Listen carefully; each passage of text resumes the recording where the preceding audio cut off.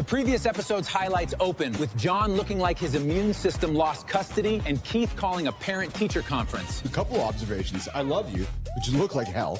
B, you don't have a cigar. And I know, there's no cigar today, dude. That cigar was his emotional support dragon. Without it, the whole morning feels medically unsupervised. Okay, so I gotta find a way to be the parent in this situation, brother.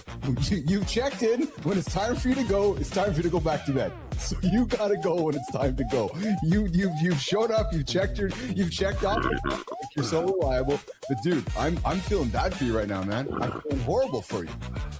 Yeah, this is there's all different types of not feeling well, but nauseous just puts you. It's like you just want to kind of curl up and do nothing to wait for it to go away. Nausea is the only illness that makes every adult negotiate with a bathroom tile like it owes money. Yes. Yeah. Well, it's funny because so you're getting shit from the entire community now. Petro's like, seriously, J.A. looks like hell without the cigar. The chat saw one missing cigar and opened a walk-in clinic in the comments. Yes. Well, you're synonymous at this time in the morning. The smoke is flowing, the face is shining, and you're hunched over. And I know nausea, man. Yeah. So here's a serious question: is cannabis not smoking it, but so when somebody's showing me yoga or somebody's showing me how to do something on the screen, I fail. Look at this dude, man. He's doing fucking 8,000 things at once. He's actually walking, juggling a ball, holding a bottle, and masturbating at the same time. Keith accused that man of advanced multitasking, then immediately edited himself like HR walked behind the monitor. Oh, no, sorry, not the masturbating part. He's walking, holding the bottle, and holding a bag and dribbling the ball all at one effing time. That is a skill. Skill? That is the exact opposite of me carrying groceries and forgetting how doors work. Thank you, Joseph. I like you being here. Where are you joining me from this morning? Joseph this morning on the Mornings in the Lab with Keith, Jon, and friends. Joseph's in the comments. Oh my goodness, this guy here is hilarious. Japanese ex-principal slept with, guys, get this, man. We're not talking Will Chamberlain. No, we're not talking anybody like that. Japanese ex-principal.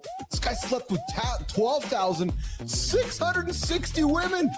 27 years. 12,660 is not a body count. That is a Costco receipt with consequences. Dude, 30 years of sleeping with banging broads, 30 years, 12,600 women. 147,000 photos kept in 410 detailed albums. Yes. So let's look at the dude. He looks like he might be from our generation, right? So the guy was banging 12,000 women, and we're talking pre-Tinder, pre-Bumble, pre-OnlyFans. Like, Petro, Yuhei Takashima, he admitted to paying for sex with over 12,660 women. But here's the worst fucking part. So let's laugh and let's giggle. Let's laugh and giggle about that because it does become very gross really quick. The guy was arrested for doing bad shit with underage people. And that's the fucking gross part. Hard stop. That part is sower behavior, and nobody needs a comedy coupon for it. So, yes, it's humorous that the guy was just banging people, paying them. And here's the thing. And I guess, truthfully, here's what brought my attention to it. The guy's from the Philippines. And we know Jimmy was in Japan a few weeks plugging holes. So I was like, fuck, man, did we find Jimmy's album? Jimmy catching a stray from 3 countries away is why live shows need seatbelts. Was this pre-Jimmy? Like, was Jimmy just a principal in his previous life before all the crazy shit happened? I don't know. But anyways, Yuhei Takashima, 12,660 women across the Philippines in 27 plus years. Man, 147,000 images. Yes, good time. Exactly, Jimmy. Hey, Petro. You know, Gene Simmons apparently got after quite a bit too, I think, right? So between Gene Simmons, Wilt Chamberlain, and Yuhei Takashima, there's a lot of activity going on. All right, speaking of that, brother, I'm going to tell you what it was. And again, man, I'm always honest because it's important.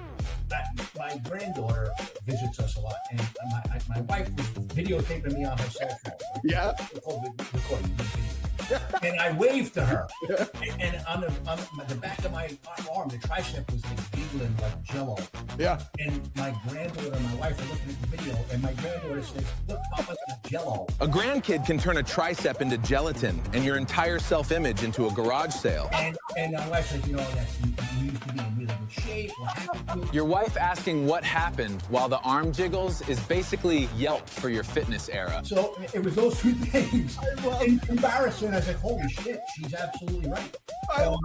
That I said, man, maybe it's vanity. I said, I got to get back into the gym. Dude, that is awesome, though, man. That is awesome. So we got the granddaughter saying Grandpa's got jello on his arm. Once your arm gets a snack nickname, the gym stops being optional and starts being witness protection. Yeah. Wait a minute. I only got one fucking lung, little girl. Oh, yeah, one long enough, man. I'm getting hit. Yeah, I still have some pride left. Yeah. So here's something fun for you guys.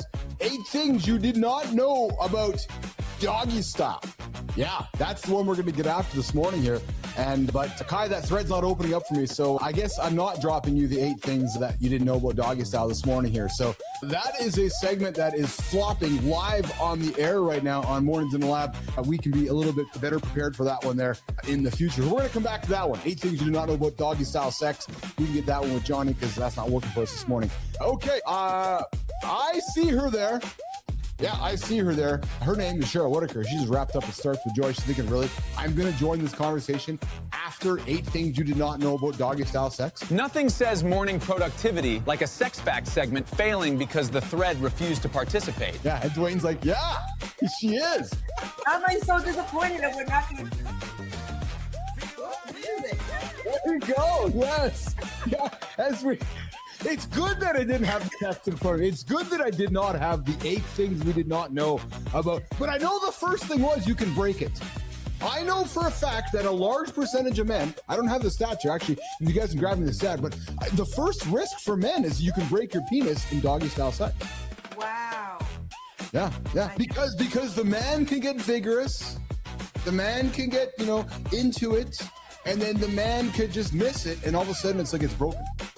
I don't even have one, and I'm feeling pain. Cheryl has no equipment in this fight and still took phantom damage. That is powerful television. I know somebody who broke it. His name's Jon Andersen. Oh, God. That's horrible. We'll have to ask him about it sometime. Ask Johnny next time how much it sucked when it broke one time. No, and John's not here, and now I'm late. Get my sucking. You're going to jail. Remember Scared Straight? Yeah. Yeah, Scared Straight.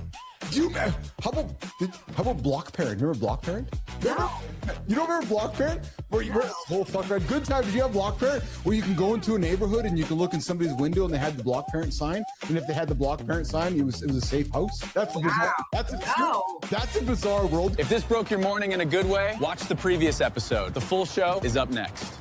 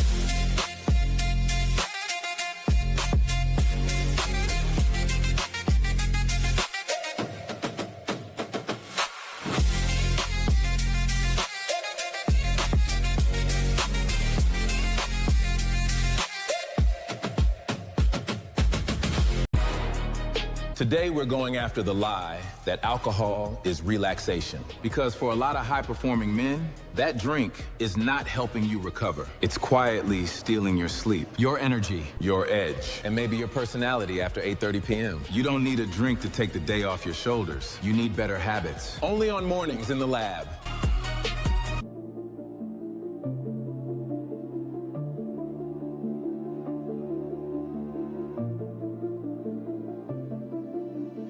Good morning and welcome back to Mornings in the Lab with Keith, Jon, and Frankie.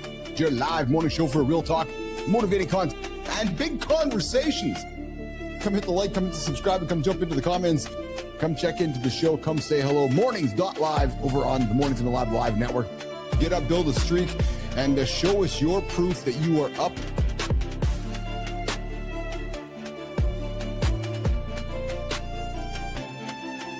The real story, nation, is that the media we are creating is becoming more programmable. Personality is becoming scalable, and character and the universes we create, well, that's becoming infrastructure.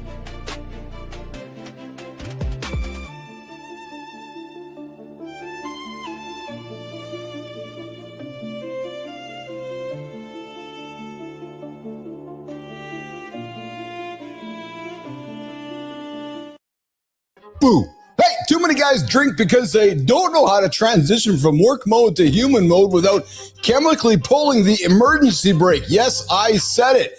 I got to get home. I got to grab a drink. No, today we're going to talk about what it looks like to build a better shutdown routine, one that does not involve pretending a glass of beer, a glass of wine, or a shot of whiskey is that personality trait. But first, you know where you're at. Good morning and welcome back to Mornings in the Lab with Keith, Jon, and friends, your live morning show for real talk, entertaining conversation, and a little bit of motivating content to help you guys get your ass out of bed and not hit that snooze button. Welcome to the big show we call Mornings in the Lab. Hey guys, just a reminder, this is an X-rated experience. Yes, we like to, my wife told me yesterday, she's like, you guys are pretty raw. You guys offend a lot of people. I'm like, yes, we're doing our job. We're the show for the generation we call X. We talk about all the stuff that we grew up with. We offend all the people we grew up with. And you know, I was watching some stuff this morning, and it's no wonder that some of us are fucked up the way we are. Yeah, I was watching an old school bit with Homie Don't Play That with Marlon Wayans and In Living Color. Dude, some of that stuff that we watched like 20, 30,000 years ago, and I'm like, oh yeah, yeah. And you're expecting me to have a different view today? Okay, well I can grow up. Hey, I got an epic spot with some old school Chris Farley on the show this morning. I got to put it up there. We had Tom on the show on Monday, and I found something we can have a little giggle about this morning. Hey, coming up on the show, you guys, we got a big one. I'm expecting Andersen to be here. I know he's not feeling very well. He was under the weather yesterday. Nick Friedman, the Sharks. Yep, Dragon's Den. The Sharks. Shark Tank. The Sharks said they'd never hit $10 million. So what did Nick Friedman do? He said, fuck it. I'm going to do $300 million instead. Yes, this guy. You go on the very first episode of Shark Tank, the Sharks tell you never build a multi-million-dollar company. You know what he does? He goes and turns it into a $300 million company. Coming up on the show, Nick Friedman joining myself and Jon on the big show we call Mornings in the Lab with Keith, Jon, and friends. Let's have a pause and welcome to whoever's in the lab. Good morning, Rico. What is shaking, my brother? Good to see you out there this morning. Good to see you out there, Sullivan, as well. I know you're out there. Jess, Dwayne, Brahmed, Holroyd. I know you guys are all out there as well, including our man that starts the whole network off at 7:30 Eastern time. His name is Matt Roof. So good morning, everybody. What a shaking nation. Hey, quick reminder. I like getting after this one. We got a few things for you guys to remind yourself about. We got the daily poll here today. Hey, guys, what's your primary go-to? This is actually a true story question. Yeah, hey, Holroyd. How do you wind up at the end of the day? How do you wind down at the end of the day?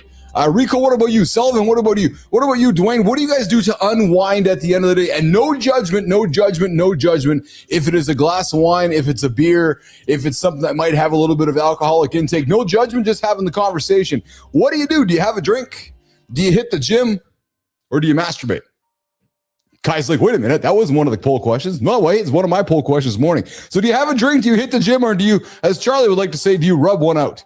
Yeah, 100%. There you go. And hey, what is one healthy habit you can start tonight that truly rewards your body for a hard day's work? I'll tell you guys, man, when I got a tough day, sometimes there's nothing like rubbing it out. Jimmy knows what I'm talking about. Oh, yeah. Hey, Jimmy, how's that monitor this morning? Boom, boom. Yeah, so every now and then, man, sometimes it takes 8 seconds. Sometimes it takes 5 minutes. Just got to rub it out. You feel better. Yeah, just rub, make it feel better. Yeah, coming up. Hey, did you guys know that you guys can lose your memory after going for a dump? Yeah, I learned that from Kai this morning. Yeah, our very own resident dump master, not Jon Andersen. Kai's on the buttons. Kai and Johnny, we got some knowledge this morning, guys. Woman loses years of memories after having a massive shit. Yeah, and actually her name's not Kai. So those of you that are new on the show here, one of our producers, Kai on the buttons. Yeah, she's the dump master, 100%, man. So she's actually arm wrestling Jon Andersen for that one. So coming up today, woman loses years of memories after she shits with excessive force. I don't even know how to communicate that one. I got some wonderful words of wisdom this morning as well, dropping on the table to see if you guys can resonate with those words of wisdom. Oh, yeah, there we go. We got Dwayne dropping at the end of the day. Watch something light and joyful. Oh, so what's Dwayne watching, I wonder? All in the Family? All in the Family? Hey, Dwayne, yeah, you're watching All in the Family with Archie Bunker? Yeah, we got Holroyd saying, giving new meaning to the term. Yes, shitting my brains out. Oh, I like this one. Rico, watch Jeopardy at 7:30 with some bourbon once in a while. I love that. Yeah, good choice. Oh, are you a bourbon guy, Rico? Just a nice glass of bourbon, eh? Hey, teach me, Rico, teach me, seriously. So is it neat? Is it over ice? Is it, so I want to learn. Dwayne, Seinfeld, yes, good choice. You know, so it's funny you talk Seinfeld because I remember growing up, you know, like we all did, and the longest running show at that time was MASH. Remember? It was like 1,000 years old, right? So now it's like Seinfeld has replaced MASH with like the show that just never goes away. Neat, yes. So Rico, another serious question for you. Neat means like no ice, right? Like just a little bit of bourbon in the bottom of a glass. Am I correct with that? Is that what it means? It's glass. It's but on the bottom, right? So I like to crush. I like to crush a blunt. I like to go in the garage and cut it up. So I'm still old school, man. I don't even use the grinder.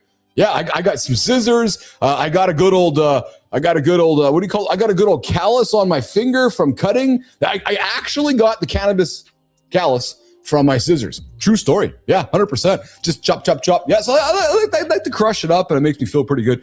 There we go. So we got MASH is what? Yes, MASH is one of the greatest. I would much rather watch MASH. Oh, no shit, eh, Holroyd? Yeah, interesting. I don't know about that. I think I'd probably lean more into the Seinfeld kind of things. Dwayne says, everybody loves Raymond. That's a good show, too. Yeah, 100%. Man, those old school sitcoms, they just aren't around anymore, are they? No, or we're just old. Or we're just old and we don't relate to the shit that's happening today. We got Sullivan saying comedy that I've watched before, slow frame to frame from one before everything became a MTV video. Yeah. You know, I got to tell you guys what I'm really loving about the world we're living in right now. True story, guys. What I'm loving that we can grow up together with, because we are going to grow up together, man, every single morning, live right here on Mornings in the Lab. We can start creating some really cool content. Hey, Neiman, I saw some really cool stuff yesterday on Google Omni, where just, you know, taking me as the character, create my avatar, and turning me into like the 80s. So we can do some really cool shit, I suspect, with some of that technology that they've rolled out with Gemini. Dwayne, no. Dwayne, no. We are? No, you're pluralizing, Dwayne. Dwayne, no. You're a dinosaur. Yeah, you're the next age up. Remember, brother? Yeah, you're the dinosaur. I'm the junior dinosaur. I'm the little T-Rex with the little arms. Yeah, there you go. All right, coming up in a couple minutes, Jon Andersen's going to join me in the lab this morning. I wonder how well he is feeling. And hey, guys, craziness happening here in the Canadian airports. Dude, yeah, exactly, Dwayne. T-Rex. Craziness happening in the Canadian airports. Yeah, you might just be packing a bag and you might be arrested because your bag might be full of cocaine that you didn't pack. Yeah, true story. We're going to put that one on the table in a few moments. Hey, Jimmy, how many minutes is somebody behind if they've snoozed all fucking year so far? Since January 1st, anybody hitting 9 minutes, snooze.mornings.live, 21 hours behind. I'm just going to say it because I know you guys are up with me this morning. Dwayne, Adam, Rico, Sullivan, all you, Roofy. Just think, man, you guys are up. Oh, there's Roofy over on LinkedIn. Just think, you guys are up and at 'em, and there's a dude in your circle. Guys, there's a dude in your circle that's 21 hours behind you. Don't you love that? Don't you love feeling like, yeah, I'm fucking ahead right now? Yeah. Dwayne's like, oh yeah, I'm the dog today because I got one of my buddies who's been sleeping since January 1st and I'm ahead of that motherfucker. True story. Yeah. All right. Listen. I know Neiman. Dwayne is absolutely a baby boomer. And Cheryl Whitaker, she just caught the edge of the Gen X. But here's the thing, Neiman. What I like about the baby boomer friends is that not only are we a show for the generation we call X, but actually we're the show for all my baby boomer friends that want to look backwards to us. Because Dwayne still wants to teach me shit. Dwayne's like, yeah, I want to teach my Gen X brothers out there shit. I'm like, yeah, you sure do, brother. All right, listen. Hey, guys, you guys know what happens now. While we kindly wait for the man of the hour, the big dog himself, Jon Andersen. Jimmy, let's get the show on the road with something we like to call every single day around this time. Let's all chant it together. The morning loop, it starts right now. Good morning, nation. The big dog felt rough yesterday, but our brother still showed up. That's John. Sick, tired, no cigar, still checking in because the man doesn't leave people hanging. Chief saw it and went full parent mode. Love you, brother. Go rest. We've got the room.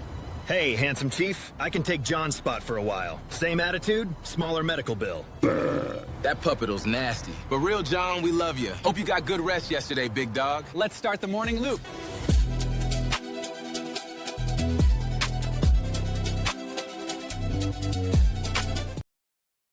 What the fuck was that?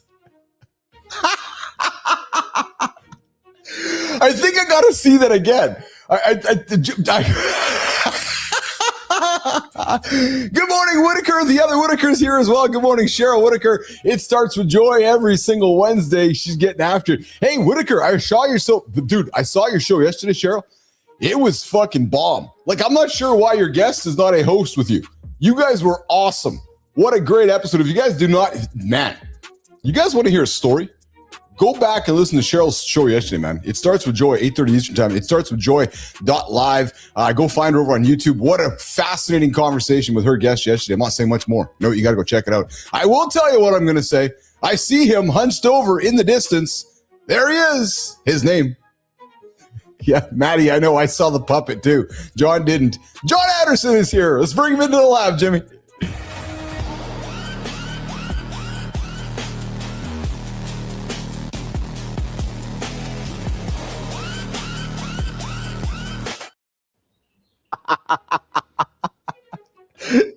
Was that supposed to be me leaning over like my stomach hurt or something? That's exactly it. Yeah. You missed the opener. You were burping and shit so we got some new tools to play with Google Gemini dropping last couple of days. So we got some fun stuff happening.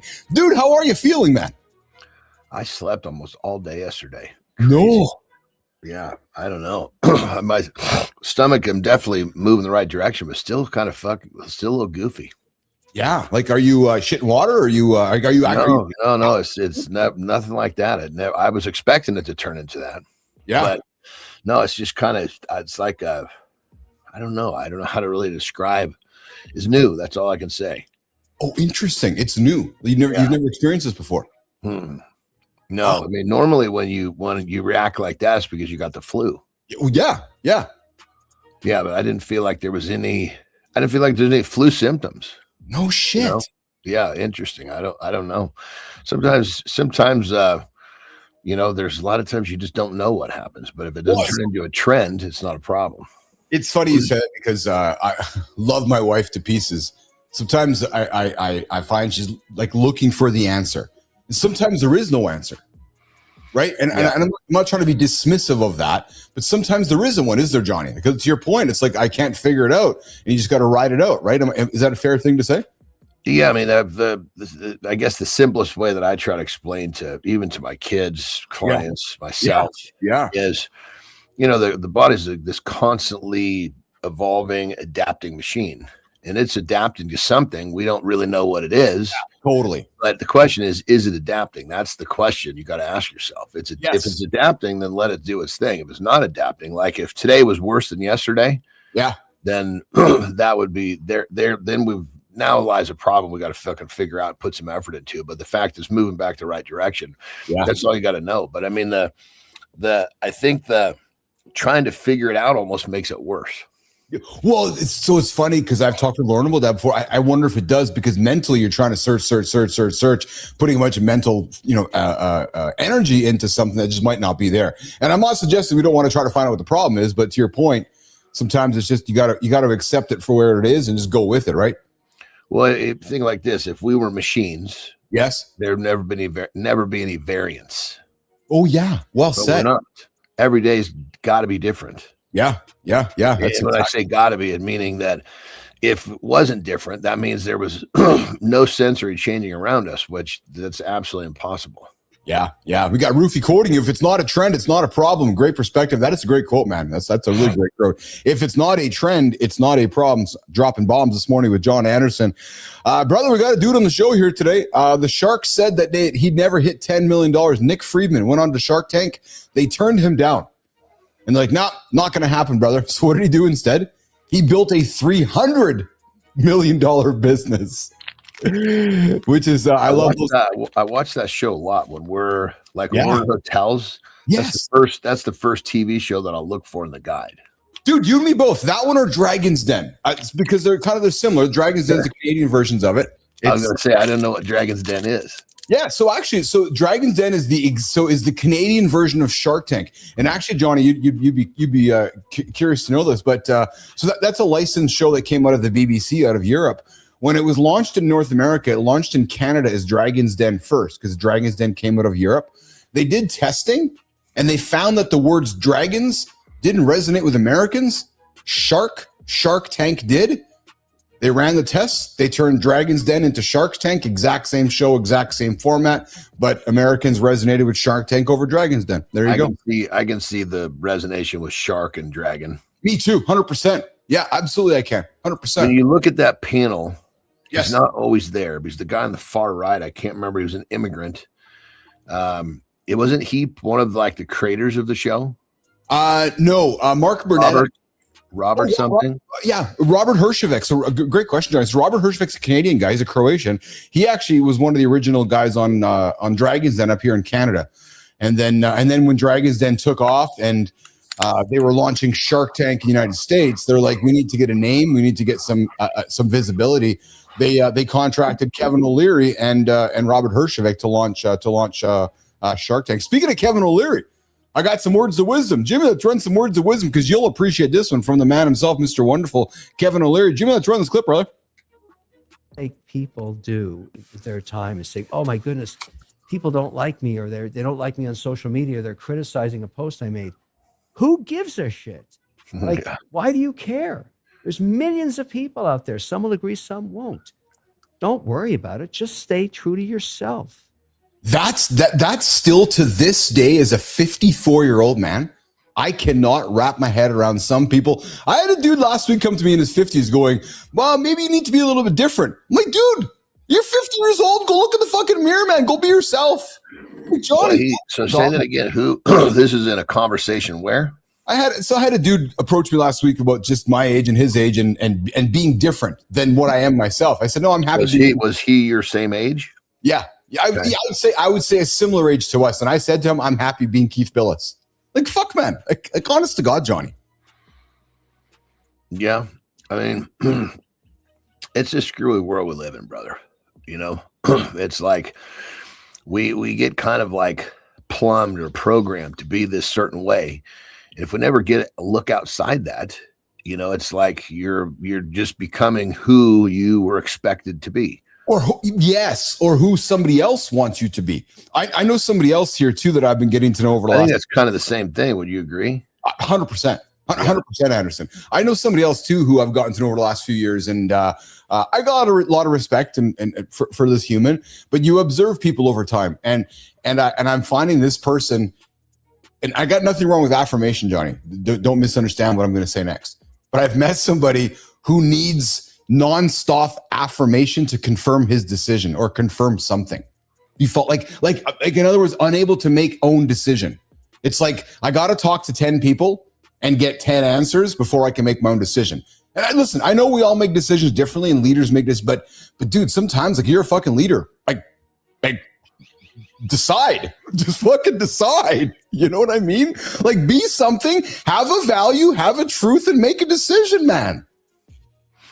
It's hard for people. It's not always easy for people to do because they've been living in a world where they don't make many decisions for themselves. I guess so. Well, figure like this: the standard life. You wake up. Yes. You know, you've gone through all your schooling, right? Yes. Which is basically you're not able to make many decisions for yourself. Yes. Right? Yes. You only make a few. Yes. Then you fall right into the status quo. You go and you fucking get a job. Well, guess what? Who's making your decisions for you again? Yeah. Yes. Then you fucking get into you get married, have kids too fucking soon, which happens to most people. Now you got a pissed off wife who's fucking making all your decisions for you again. Yes. Where the fuck have you made any decisions in your life? You know what's funny, actually, to your point, is that if you get into the system, your license makes the decision when you turn, 55 or 60, because the old age stuff starts kicking in, right? So it's like, okay, I don't know, old age pension or however that bullshit works when you get a little bit older, but it's like, okay, this is what now happens. Wait a minute, why not take control of your own life? I'll tell you, Johnny, I got to have some humor with this one, man. So we grew up watching something happening over there, and it all kind of came to fruition yesterday. Jimmy, let's run the clip, man. Let's have some fun with this one. One of the Castros has now been actually indicted for murder after a 1996 American pilot shoot down. Jimmy, let's run this clip, man. 4 men died in the sky. Their families waited 30 years for the government to say Raul's name. That kind of delay changes justice. It stops feeling like closure and starts feeling like debt. 30 years changes the politics. It doesn't change the loss. Families don't measure time the way governments do. Everybody on this show growing up we're all Gen Xers, boomers, and so forth, and we all grew up with the Castros in Cuba and Fidel Castro and Raul Castro. Well, yesterday, United States, they went and arrested one of the dudes, 94-year-old Raul Castro. They got a big warship sitting outside Cuba. There's talks that maybe Cuba is going to fall to America in the next number of days. But I only put this on the table because this is a history lesson coming to life in 2026, where, it's like, okay, we're going to go back into the olden days to bring history forward. So it doesn't have any impact on any of us. It's just one of those, oh, okay, there's history coming forward. Oh, so what exactly happened?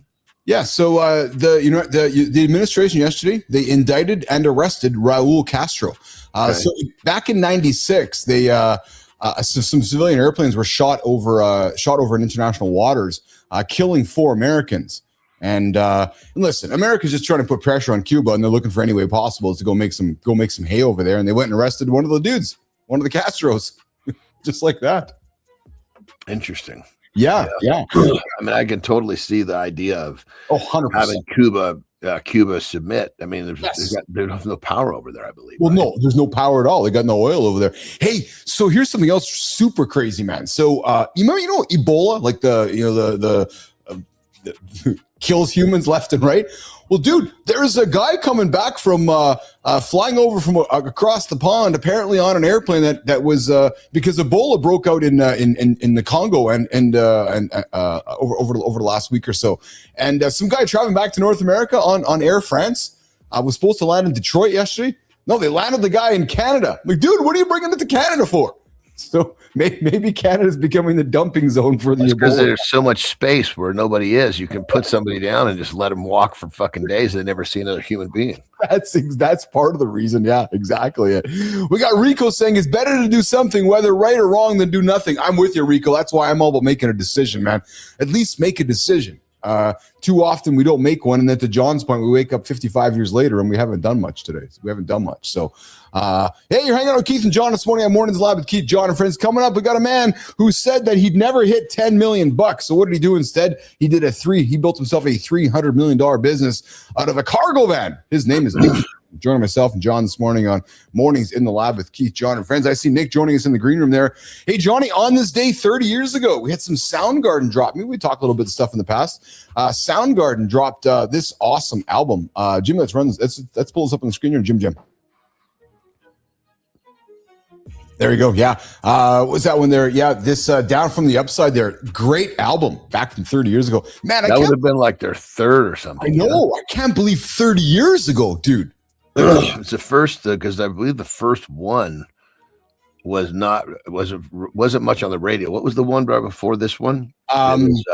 With Rusty Cage, I believe. Yes. Bad Motorfinger. Yes. What the hell was it?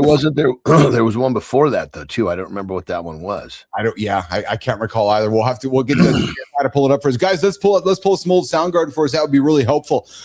Hey, so we had Tom Farley on the show on Monday, and maybe fun conversation. Great conversation, and I don't know if just because we were talking to him and maybe Farley was in my feed, but I had some Chris Farley stuff show up this morning, and I was like, oh man, that's fucking funny. Jimmy, let's run some of those epic spot, man. Let's run a little bit of Chris clips here. This is humor that I certainly enjoyed playing. Check this out. In the morning. Absolutely not. I don't get up till noon.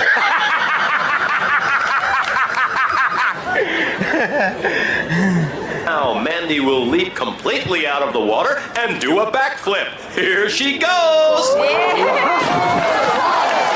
really something. So do you live with me? Damn it! That fish really got me! Son of a bitch! Oh my God! We want a banner, not a wooden ladder! We want... So his physical comedy, there was nobody like Chris Farley, man. And I got to tell you, Johnny, after spending time with Tom, I was watching this clip this morning. I don't know. It brought some warmth to my heart. It brought a little bit of sadness to my heart. And it just made me ask a lot of questions, like what he was going through. You know, he does these scenes, what's going through his mind after these scenes. Like he was a talent, man, and a talent that we lost too young. And just sad, brother, just sad. 100%. I think when you get really deep into any addiction, you lose sight of all the fucking shit that around you that's important. Yes. And then once that happens, you've talked about it. You've talked about it. Why am I here? Yeah. Well, that's why strips it all away. That's why I really enjoy when we have conversations like these deep ones with these guests and you share your story. I just found it so powerful. You know, when you drop these things, like, you know, I'm going into the bedroom, Terry, I'm not coming out until I'm fucking, solving this. Like some of these things, like, because you recognize that it was controlling you instead of you controlling it. And I've gotten to know you. I know it wasn't a first start, end start. It was many tries, many attempts to get after it. And then finally you kicked it. And it's that behavior pattern never dies. No, you have to be ready to deal with it every time it shows up. Yeah. It's like I said, I get lots of props and lots of love for you. You constantly being so honest about it. Hey, so this is craziness happening here in Canada and the United States in the last week or so. Jimmy, what's going on with folks flying through Pearson Airport? Employees are swapping luggage tags, Johnny, to frame innocent Canadians with drug-filled bags. Jimmy. Airport workers allegedly turned baggage claim into frame a tourist roulette. That's not a delay. That's a felony with wheels. 17 innocent travelers got dragged into this mess. A swap tag can turn vacation into a courtroom. Don't just trust the system. Document the handoff, track the suitcase, and make your bag harder to hijack. Mick Friedman from $10 million to $300 million, joining myself and Jon Andersen. So when I heard this one, I said to myself, geez, why hasn't this happened before? So apparently I lug a baggage handlers, Johnny, at Pearson Airport. So I check my bag. They're taking it to the back, opening it up, putting drugs into it, changing the bag tags, and then giving it back to me as I'm traveling. I get to come visit you in California. They take the luggage and go through screening. I'm like, hey, I got cocaine in it. Like, wait a minute. I didn't fucking pack cocaine. It's actually pretty genius when you think about it. So I wonder, why are they changing the tag if it's still your bag? That has not been revealed. I'm suspecting it's here it is right here. So to record your bag being weighed and tagged, and then securing the tag with clear tape to prevent easy. So I think they're changing the. Good question. I don't know why they changed the tag.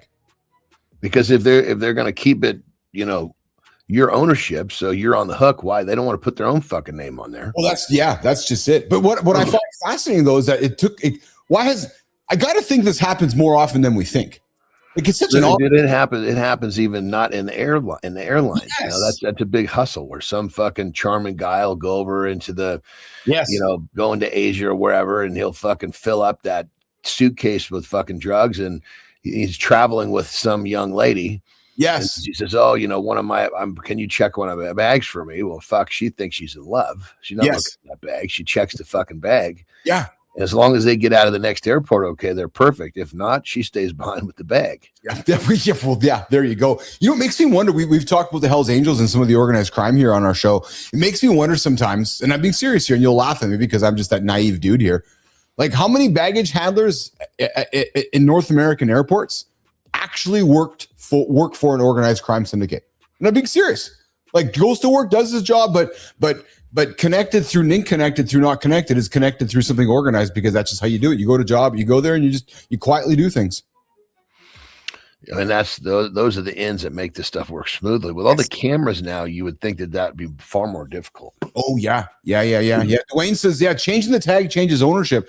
Yeah, I know, Dwayne, but I'm just thinking aloud here, Dwayne. So if I check my bag and it changes, it changes ownership to somebody else. Now John gets the bag, right? And I've tried. Yeah, I see how that can kind of work. Good morning, Lauren. Good morning, my baby.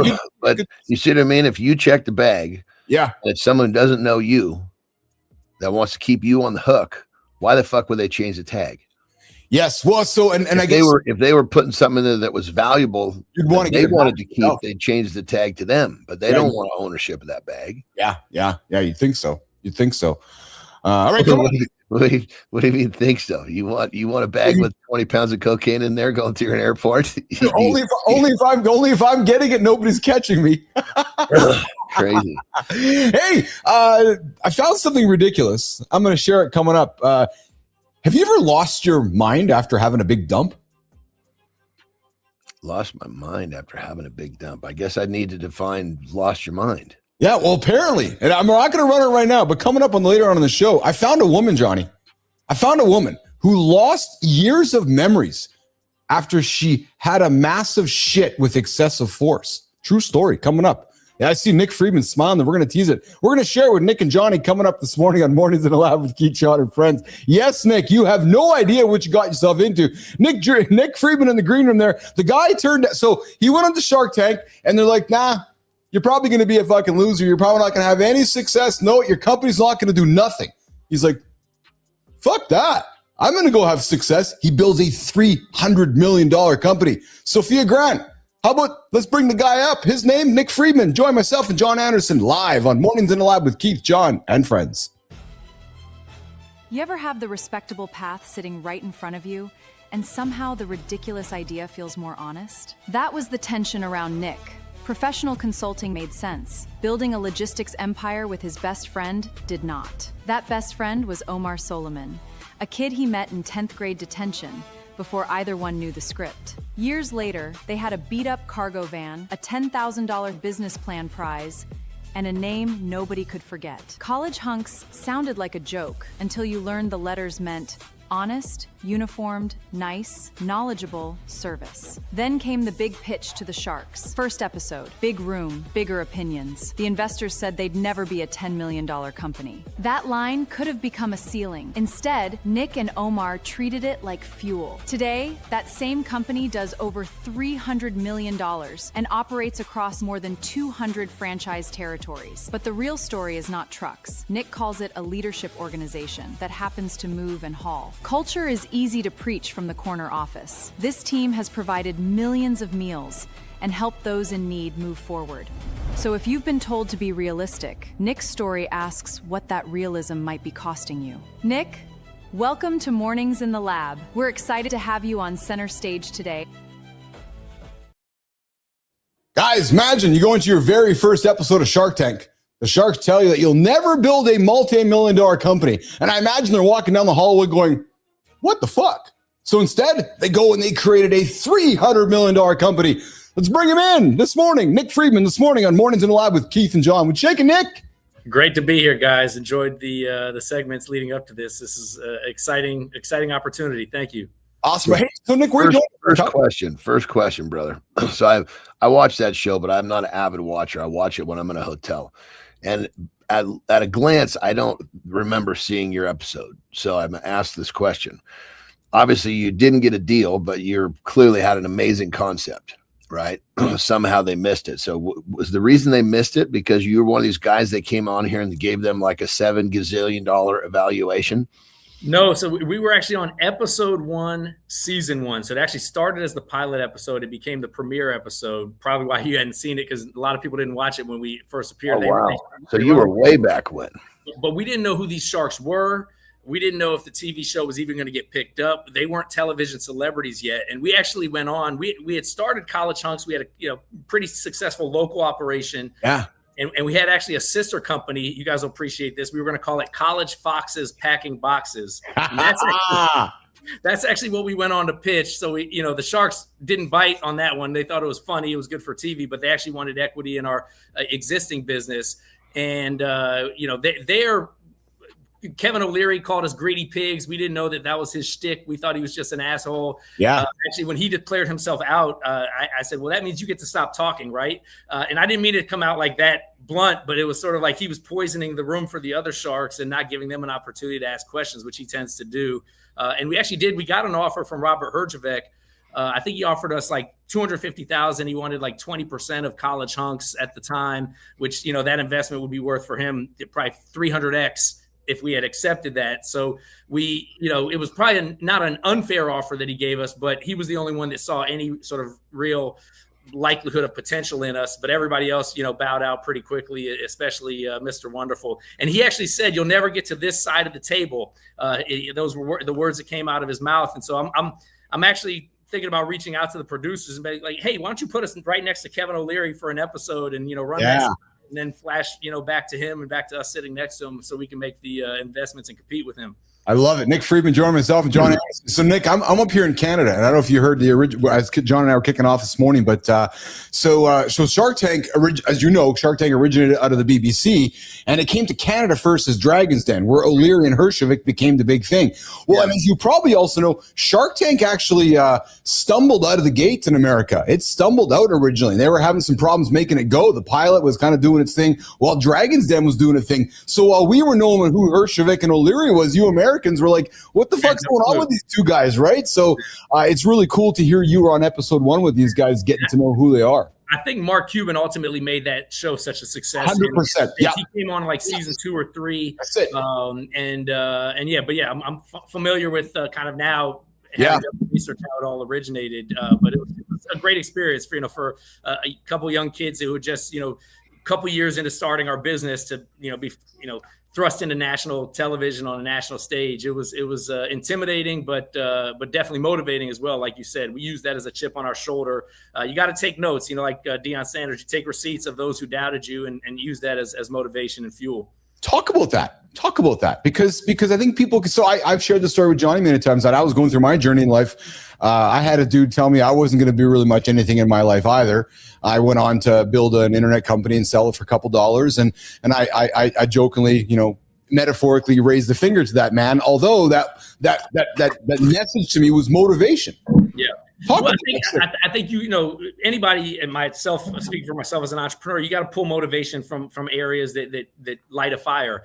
And I can remember when we first started the business full time, we had graduated from college. We had done this as a summer gig, and we were like, you know what? Let's make this a full-time venture. And people had a lot of raised eyebrows. You're going to quit real quick, brother. How old were you when you were pitching this? So on the Shark Tank, we were 24. How old are you now? So you were young. Okay, yeah, really cool. Fresh out of college, just had to start the business. But really people are going to quit your job to haul junk in college. You're going to call it College Hunks, or you're throwing away your degree to start a junk business, a rubbish business. You're crazy. Yeah. So there's always going to be doubters and haters, and I think that can actually prevent people from moving forward. And I think it's important to take draw motivation from those who doubt you, but as well as those who encourage you and applaud. cheering for you. And you think about like guys like Tom Brady. He used the fact that he was drafted in the 7th round as his motivation throughout his entire career. Or you look at Michael Jordan's Hall of Fame speech. I mean, he was still yelling at the coaches who overlooked him when he was younger, and still had that chip on his shoulder. So I think even the greatest, the elite of the elite, are drawing inspiration, obviously, from those who support and applaud and have helped them along the way, but also use sort of those those enemy avatars to help move them as well. Dude, I'm loving the energy you're bringing this morning, pal. I'm loving your energy right now. So first of all, I'm not surprised you're successful, and I mean that with just love and respect. You've been on the show for 10 minutes. Your energy itself, like Johnny, the energy he would bring into a room. You're like, okay, I want my ears want to perk up. I want to learn more. But Johnny, get this, man. The guy. So we're gonna go down here. You meet your business partner Omar in grade 10 detention. Yeah. So we don't know why you're there, but you're doing some bad shit. You're in detention. And then you guys collaborate, and over the last 20 years, you build a successful business. So I can only imagine the learnings, the fights, the arguments, the disagreements, the love, but you come back to a place that makes it work for you guys. Unravel that for Keith and John and our audience. Yeah. Business partners meeting. There's a lot to unpack there, man. All the above. I'll tell you the quick story about the detention, what landed us there. So the two of us, we didn't play on the football team, but we had a lot of friends on the football team. We hadn't really met each other yet. We knew who each other was. Yeah. And our team wasn't very good in high school, but for whatever reason, they were pulling off this big upset. We were all in the stands watching. And I got in my head that when the game was over, if we win, which we were about to do, we would rush the field and celebrate like you see on ESPN. And the coaches and the teachers in the stands had heard about this rumor. And so they basically told all the students, hey, stay in the stands when the game is over. Except for Nick and Omar. Omar and I were the only two idiots that ran onto the field to celebrate. But we actually had to run past the opposing team's bench. Yeah. And they were not happy that they had just gotten upset and ruined their season. These two knuckleheads were running onto the field. And so actually Omar got tackled by one of the opposing team players. I came over to try to help him. Again, I didn't really know who he was. We hadn't really had become friends yet. And I slipped on the grass, and I ended up getting kicked in the head and sent into the emergency room. So I actually use that as really a metaphor of entrepreneurship, honestly, because you got people telling you to stay in the stands. Yes. Stay on the sidelines. You got this vision in your head of what it's going to be like. And then you run on the field and you get kicked in the face. And it's, you got to get back up and keep celebrating, keep moving forward. So that was sort of like the beginning of our friendship, sort of the beginning of our entrepreneurial story. But I always say, people ask us a lot, hey, best friends, a lot of businesses and friendships will fall apart. Family relationships get broken up when you do business with people you're close to. The three things that have been, I think, critical to us is our vision, like our long-term, what we're trying to achieve, our values. Those have always been in alignment. We communicate openly. Like we can have a physical argument, a verbal argument, don't hold resentments past 24 hours. Like if we put it out on the table, we don't take things personally. We get back to the mission. And I don't know if that was intentional or that just sort of evolved out of our friendship because we had a level of trust and we had a level of, sort of synergy. It's probably a combination of some intentionality where we got to remind ourselves, like, the minute I start thinking, hey, he's not doing this or I'm not doing, or, he needs to do this better. Like I either got to talk to him about it or I got to just get over it because, we wouldn't be here if it weren't for the two of us. So I think that's sort of the level of perspective that we brought to the party. You know what, Nick, I think is not spoken about often in business partnerships, because I have a very successful business partnership with a fellow named Maurice. I started my former company, him sold it. And we went through probably very similar journeys you and Omar went. And as I grow this with John and my team here, I think there's one word that is not often talked about in business because it's kind of a fluffy word. It's love. Like I got to think your undeniable love for Omar. Like, are you married? Yeah. Not to Omar, but yes. But just like the idea of like love, like this unconditional feeling of love, whether it's anger, it's hate, it's this, because when it's all said and done and the business is crumbling, there's Omar. It's also kind of cliche, because you read a lot in business books, they talk about having core values. And we actually, obviously we must be big on acronyms because we made Hunks an acronym, but we made love an acronym, which stands for live our values every day. And so we came up with, we read a book that said you got to have core values in your business. So Omar and I sat in a whiteboard and kind of defined what our 4 core values are at College Hunks. And we actually wrote, hey, the overarching theme of that is live our values every day, love. And so we talk about that in our, company culture orientations and franchise onboardings and, team member trainings and everything else. So, yeah, you're right. I mean, it's, three dudes here talking about that concept, but I think it does, it matters. You got to have a level of appreciation and affinity and care for the person that you're, in the trenches with, and then ultimately trying to build something with. Yeah. Hey, Johnny, you'll appreciate this, man. So the dude goes on Undercover Boss. You know that TV show, Jon Undercover Boss, that where the owners or founders, they get dressed up as the employee and they don't tell their employees, and they become part of the workforce. So interesting concept. Never saw that though. Yeah. So Omar goes on Undercover Boss. He works Michael Dell did it. Omar or Nick. I think there's been actually a few high profile CEOs have actually done that.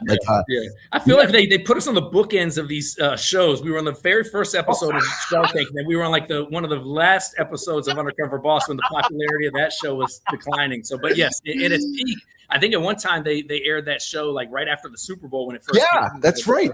So not our episode. You get yourself dressed up in disguise, moving heavy furniture down 4 flights of stairs. What did so this is fascinating to me, man. You went into the workforce. Yeah. What did it teach you? I think that's also, a great testament to why business owners need to get out to the front lines. I think the Japanese call it go to gemba, which basically means like walking the shop floor. Yes.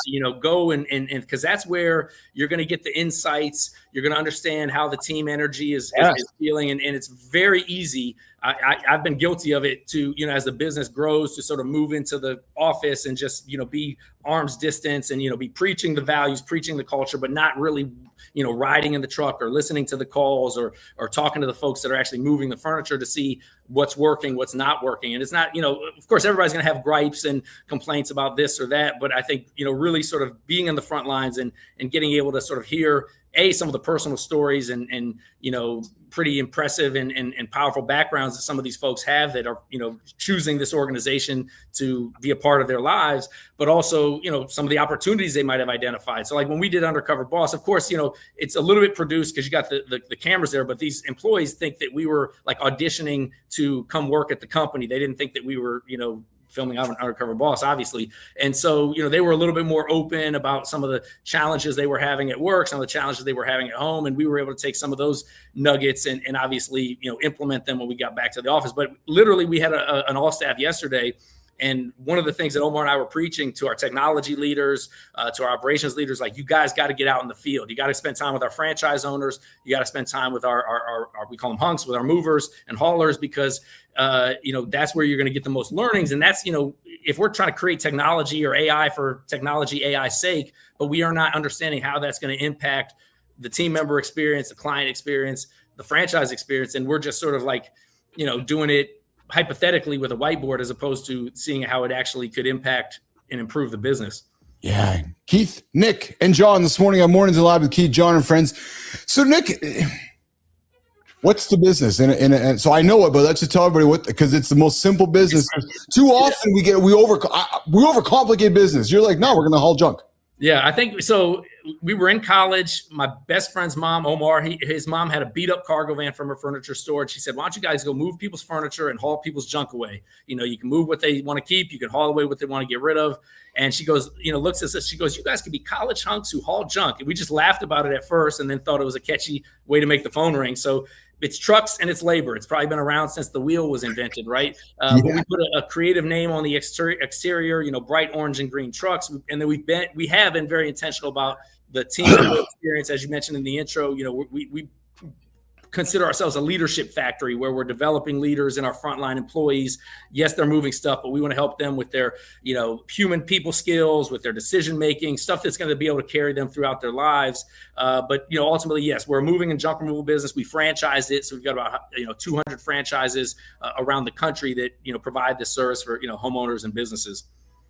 Jon, did you pick up on that? And that's one thing I love about Nick's story as I was reading it and getting prepared for today's show, is that yes, they have a junk removal business, but actually in disguise, they're a human leadership factory. And that is what I fucking love, Nick, because when you frame it that way, that's how you empower humans. That's how you make humans better. That's how you get them involved in your business. Like, I got to think as you frame that language out inside your company, I got to think this employee satisfaction, like everything went like this. I got to think, Nick. Seriously.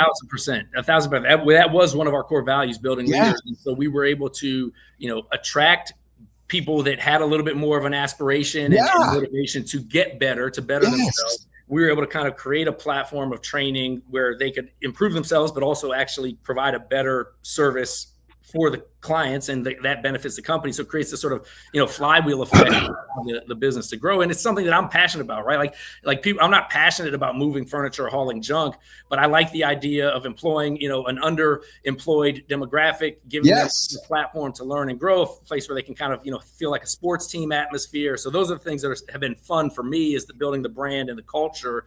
And it just so happens to be something as simple as trucks and labor. It's such a lesson, though. Like, it's such a lesson, because business owners get so caught up in the minutia, and at the end of the day, you're like, no, I want to help that guy over there get better as a human. And I know if he gets better as a human, he's going to work harder for me. He's going to come in. He's now going to have his purpose, because let's face it, right? A guy who's sweeping the floor and moving boxes for a living, maybe he's wondering what his purpose is. He's like, okay, I'm going to go get a job moving boxes. Next thing you know, he meets Nick and he's like, yeah, I kind of want to go lead that guy. Nick's like, oh, hey, let me help you be a leader. Like, dude, it's fucking brilliant, man. Brilliant. Yeah. Well, it's funny. I read a quote. I was thinking this Charlie Munger was Warren Buffett's business partner, and back when he was alive, and he got flack for this. He said, this is like in the late 80s. He was like, McDonald's is the most important institution because it teaches reliability, and people have to show up. But I think in today's day and age, you got to do more than just show up. Like for us, we're teaching resourcefulness.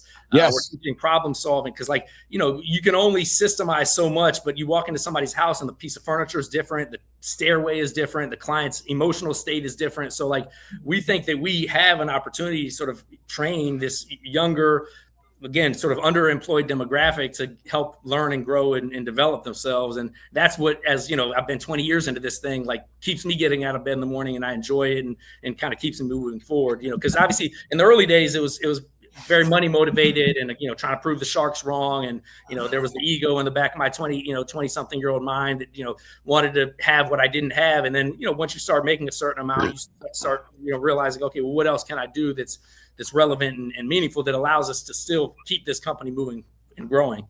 We're hanging out with Nick Friedman, the founder of College Hunks. Man, what a great story this morning, myself and Jon Andersen. Johnny has some for Nick. So Nick, apologize for my brother here. Johnny's Johnny's a little bit of a bug here, but just dragging us through here. So, but the guy shows up non-fucking Listen, I was going to say, John could be like the poster boy for our brand. I mean, it looks kind of like the logo I got on my shirt here with the guns. Actually, you mentioned the acronym in the intro. Like, people used to always give us a hard time. Are they all really hunks? Or they, what do you do? Take your shirts off, when you come move? And Omar and I got tired of answering that question. So that's why we came up with the acronym: honest, uniform, nice, knowledgeable service. Yeah. Because, that became our brand promise, but also it allowed us to set a little bit of expectation for the clients that they're not going to get, John showing up to their house every day, to move the furniture. We got to be able to, make sure if we got Keiths, coming through that he could be considered a hunk as well. Dude, Dan Wright's on the hunk as well. Yes, thank you very much. Yes. I love it. I was just going to add as I listened to you talk, brother. So my kids are all to college now, but there's a period where, every goddamn summer I'm going back to a college to get all their shit and bring them home. And it was pretty freaking nuts. I mean, especially as they got older and they had, they were able to, acquire more. Every fucking year we're leaving more shit behind. And there was my middle daughter. It was the biggest. It was San Diego State. It was the biggest ones I'd ever seen. It was like this quad between two dorms. And there was this pile of stuff, and there was dumpsters everywhere. People fucking throwing shit away. The dumpsters are fucking overflowing, right? But there's this, it looked like this mountain of, everything from beds to mattresses to couches to, kitchen attire, where it was stuff that people deemed not to throw away, that someone else could come and grab. And nobody was grabbing it because everybody's just trying to get their load condensed enough they can get it in their fucking vehicle and get out of there. but it was unbelievable the amount of stuff that was left behind, which could have easily been grabbed and brought and sold to like a Goodwill or whatever. I don't know if you sell shit to the Goodwill, you give it to them. But point of being, there's just so many resources everywhere in terms of what they were leaving behind. But more importantly, the biggest scarcity of a resource was fucking people moving the shit. Yeah. I mean, that's, something I've obviously realized in the long time that we've been doing this is maybe it's, North America in general, we accumulate a lot of shit. Oh my God. We buy so much stuff and we keep, it's not, I thought at some point it was going to start decreasing, but now with Amazon, there's boxes. It's getting worse 10 times a day. And, even college students, to your point, they're accumulating stuff and then they're in transition and people are moving from apartment to apartment or house to house. And rarely you come face to face with the stuff you no longer want until you're actually moving and realizing, okay, well, this pile we need to figure out what to do with.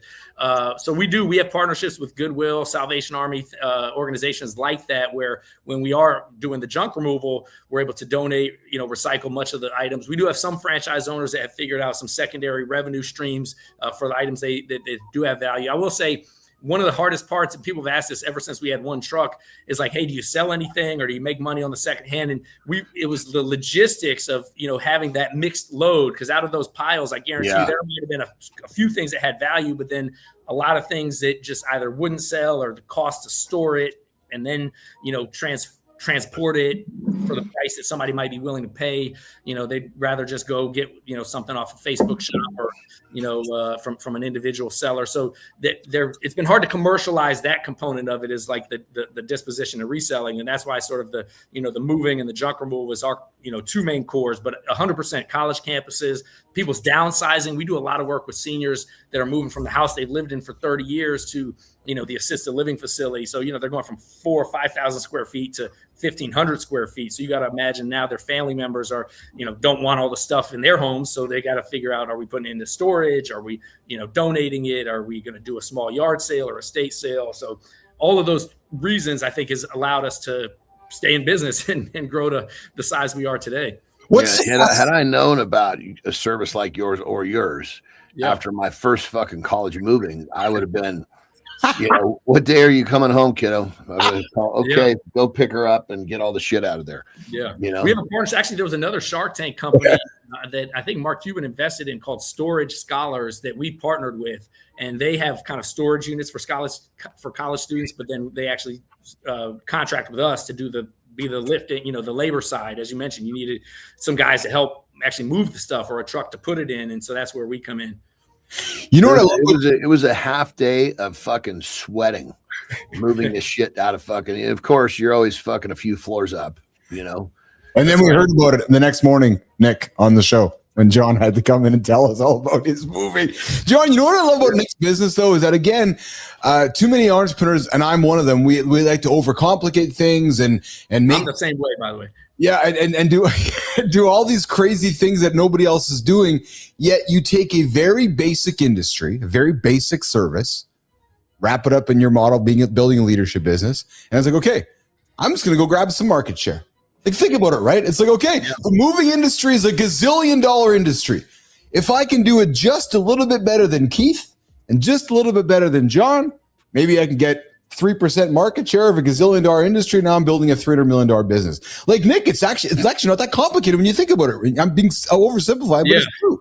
No, you're absolutely right. And literally, we were saying the same thing yesterday. We were like, we have to simplify. Like, we overcomplicate it too. The layers and the extra steps, and But I think, to your point, the three things, like, there's low barriers to entry in our business. Anybody can go get a truck, especially now with ChatGPT. You can get a logo, you can get a website, you can get a wrap, and you can be in business. And so obviously when we started, we didn't have as many of those sort of quick turn-ons back then. But the three things that have separated us have been our intentional focus on the culture. That's that sort of leadership development platform. Our customer service approach, which, it requires repetition, reinforcement, training.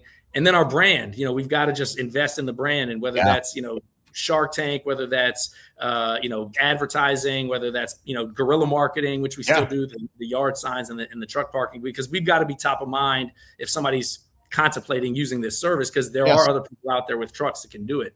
Yeah. Hey, Nick, we had you for 30 minutes today. Do you want to stick around for an extra 50 minutes with us today, or do you got to rock and roll? Yeah, no, I can hang. Probably got another 15 minutes. Let's do that then. We're going to do so Johnny, I'm going to give you a morning off in your lifestyle tip. We're going to reset on hour 2, and we're going to come back and we're going to continue the chat with Nick and Jon. Because Nick, here's the question for you, brother. How do you unwind at the end of the day? Because a lot of men at the end of the day go home and they'll crush something that might be a self-sabotaging behavior. You don't need a drink to unwind, men. Maybe you need a better habit. That conversation starts with myself and Nick in about 2 minutes, and Johnny in 2 minutes here on Mornings in the Lab with Keith, Jon, and friends.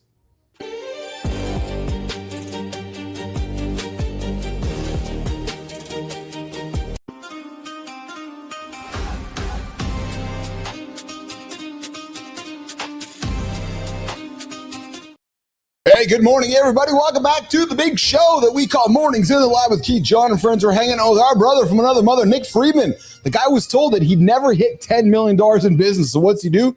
He's like, no, I'm going to do better. He builds himself a $300 million moving business. Actually disguised as a leadership business. Cheryl Whitaker, hope your ears are up. You need to have Nick Friedman on your show.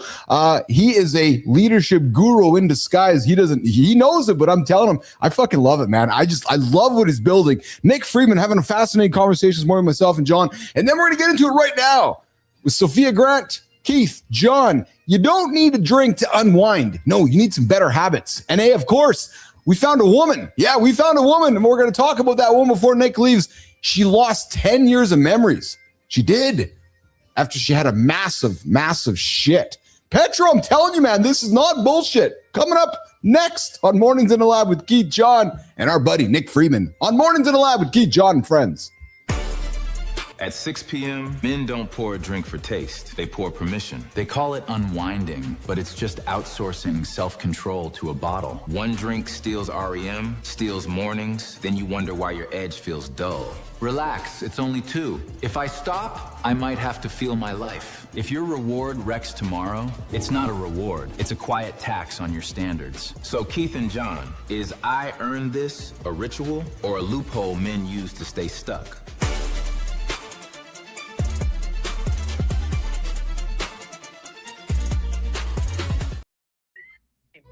We have an awesome day. We have a successful day. We get some wins. Dopamine's flying. We're high and flying. And then we come home at the end of the day. We either have a drink. We crush some shitty food. We maybe engage in some self-sabotaging behavior. Brother, be honest with me. How do you end your day? Man, it's funny. As you were leading up to this, I was reflecting back on my journey 20 years as an entrepreneur. And I've been there. I've been, the guy that crushed the drink or went to the bar or self-sabotaging behavior, doom scrolling, you name it. Yes.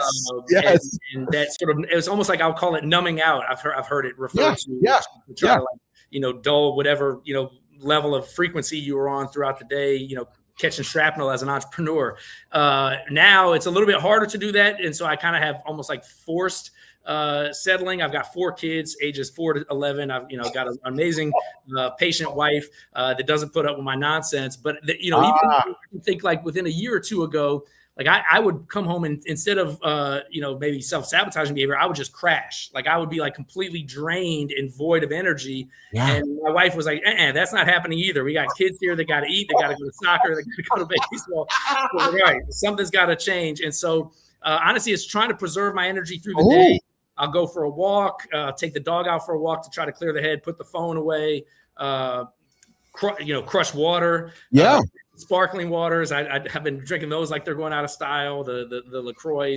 So, I think as an entrepreneur, I can speak for myself only, but I think, I've heard other sort of testimonies of these. It's like, we operate at a high frequency, we have a lot of process addiction. We have got a lot of, dopamine levels that kind of spike and decline. And so I don't have a great answer for you aside from being aware of it first and foremost. And then, having maybe a why as to why you shouldn't be. In my case, that's become now my wife and kids as a component of it. And then just trying to protect the energy throughout the day so that I don't either crash or want to, unwind with the drink, which is obviously, creates a little bit of a negative spiral. Yes. Down. Well, Anderson, it's this high functioning lie, eh, Johnny? Where us high functioning men, yourself, myself, Nick, maybe it's this. I gotta go, and then at the end of the day, it's like I need something to bring me down. And John, you've had a lot of your clients that you mentor. I gotta suspect, brother, have this challenge, or have talked to you about how to unwind from it. Fuck, I have this challenge. Jesus Christ. Yeah. Yeah. It's what our man's talking about here is that balance, and that balance is it's a slippery slope, because you get to where you're there, and it can just be something very small that sends you off one way or the next. So it's a constant management thing. And I struggle with it too. If you think about it, I kind of like when you're really fucking like a high performer, you're trying to balance on this. Right? Yeah. Yes. If you're, more of the norm, you're trying to balance on this, which is a pretty fucking easy job. Yes. You know what I mean? Yes. You might be trying to escape this. That might be a different, Like, I don't want, as to where we're up here, we're just like, okay, this is fucking great. I just need to disconnect, because if we don't disconnect, then it's hard to keep operating at the high level. Yeah. Hey, Nick, going to where John said in your 20-year journey, and as comfortable as you are sharing it, I got to think it hasn't been just roses and celebrations over those 240 some odd months or whatever it's been, right? So talk to us about some low moments where it's like, holy shit, man, we're in a tough spot right now. Yeah, and what's interesting is sometimes I feel like I'll answer that question, but sometimes I think even the unwinding, you feel like you need it even when things are going great, because like sometimes things are going great and we sort of have this like almost like you said self-sabotaging behavior, because like you're I don't know, I can't explain the subconscious of it, but like you maybe aren't willing to just sort of like bask it. It's almost uncomfortable being at a great place, so you're like trying to bring yourself back down a level or two. And so even when things are going great, I've actually had maybe sometimes more manic moments than when things were not going well. When things were not going well, I felt like I had to sort of like lock in and I couldn't get distracted. When things were going great, I was like, I don't know, more easily complacent and more easily, like I said, manic. If all of a sudden we had a lot of money and I, felt like I had to frenzy to do something with it. But two of the things that stood out as challenges for us, obviously the COVID era was, it was a brief window. Oh. But for the 3 months where things shut down, I was, under my bed for, a couple days wondering, am I going to lose everything that we worked 15 years to build? And then I kind of had to, pick myself up off the mat and say, okay, no, we're going to figure this out. I'm going to call every franchise owner personally. We're going to, get them the PPP loans if they need to stay in business. We're going to, get the essential declaration to be able to continue operating and all those sorts of things. But actually, when we started franchising was 2009, and that was the peak of the housing crisis. And so if you were to pick a time to start franchising a home service business that depends on, disposable income, 08, 09 was probably not the right time. And that was before I had what I call, honestly, my wife doesn't like when I use this analogy, but like the wife and kids are somewhat guardrails for me because I feel like, I can't F that up. I got to stay in the lane to maintain that. I know some people, I like that. No, if that keeps you centered, brother, if that keeps you centered, that's a good thing. But back in my 20s, I didn't have a wife, I didn't have a kid, and all I had was my business, and I was, struggling. So that was, that was when I would go out partying 4, 5, 6 times,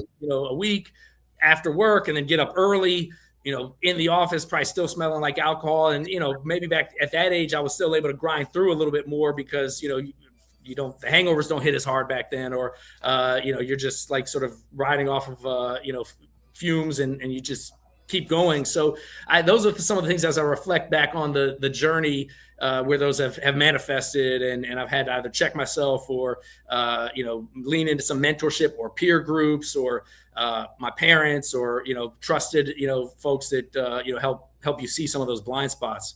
Yeah. John, Nick, I got something I got to put on the table for this morning that I couldn't believe that I discovered. I can't believe I'm still here for this one, but apparently, a young lady had a massive shit.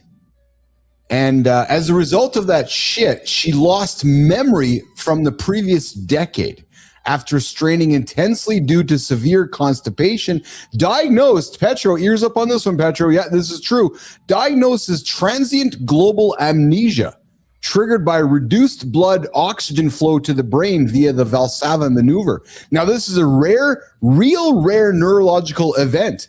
It typically lasts under 24 hours, but apparently after she had a massive shit, she actually lost like 10 years of memory, and it came back in 24 hours after that. But Johnny, I know we talk about defecating often on this show. I just was wondering if that maybe had happened to you or Nick. My first question is, how the fuck do you determine that you fucking lost 10 years of memory in a fucking 24-hour period? I don't know. And how do they trace it? If it was a year, okay, I can see how you might be able to spool through a decade of fucking memories. But in a 24-hour period, what do you just fucking taking a bunch of fucking speed, sitting up all night trying to going through the memory? What the fuck? Also, did she remember that she was just on the toilet, or did she lose that memory too? Just good morning show conversation for us this morning. So, man, if you're out there having a crop today and you forget that maybe you have this TGA, a real rare.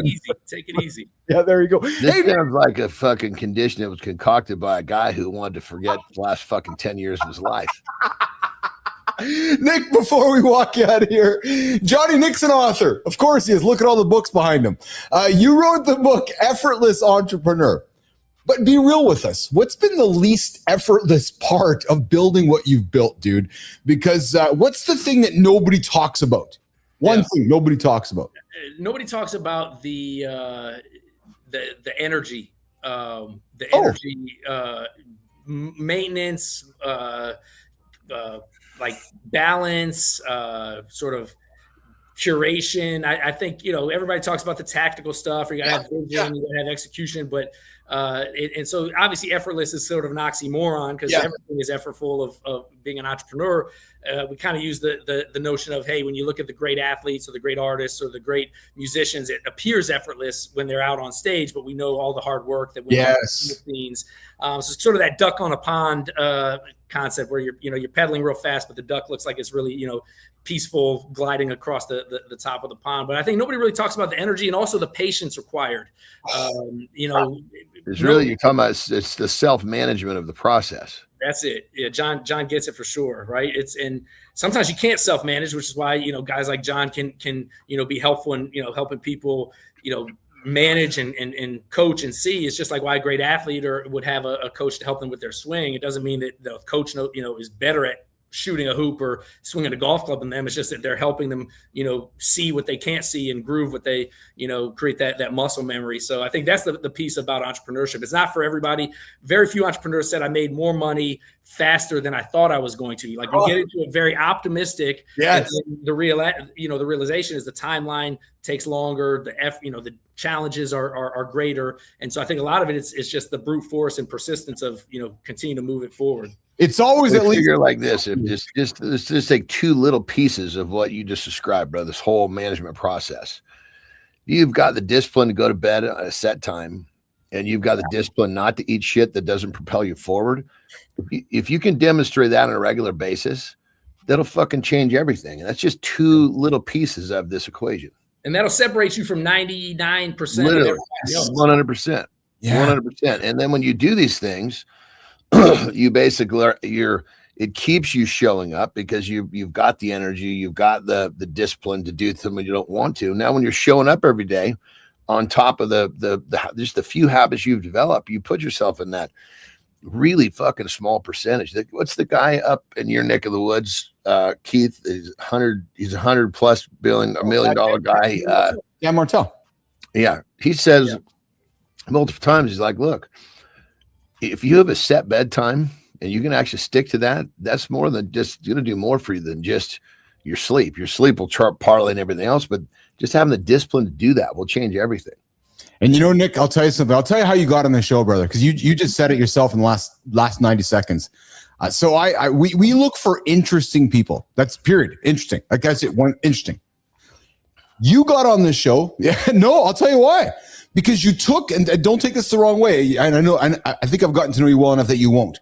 You took the most basic thing, moving stuff, but you're half of a 1%er.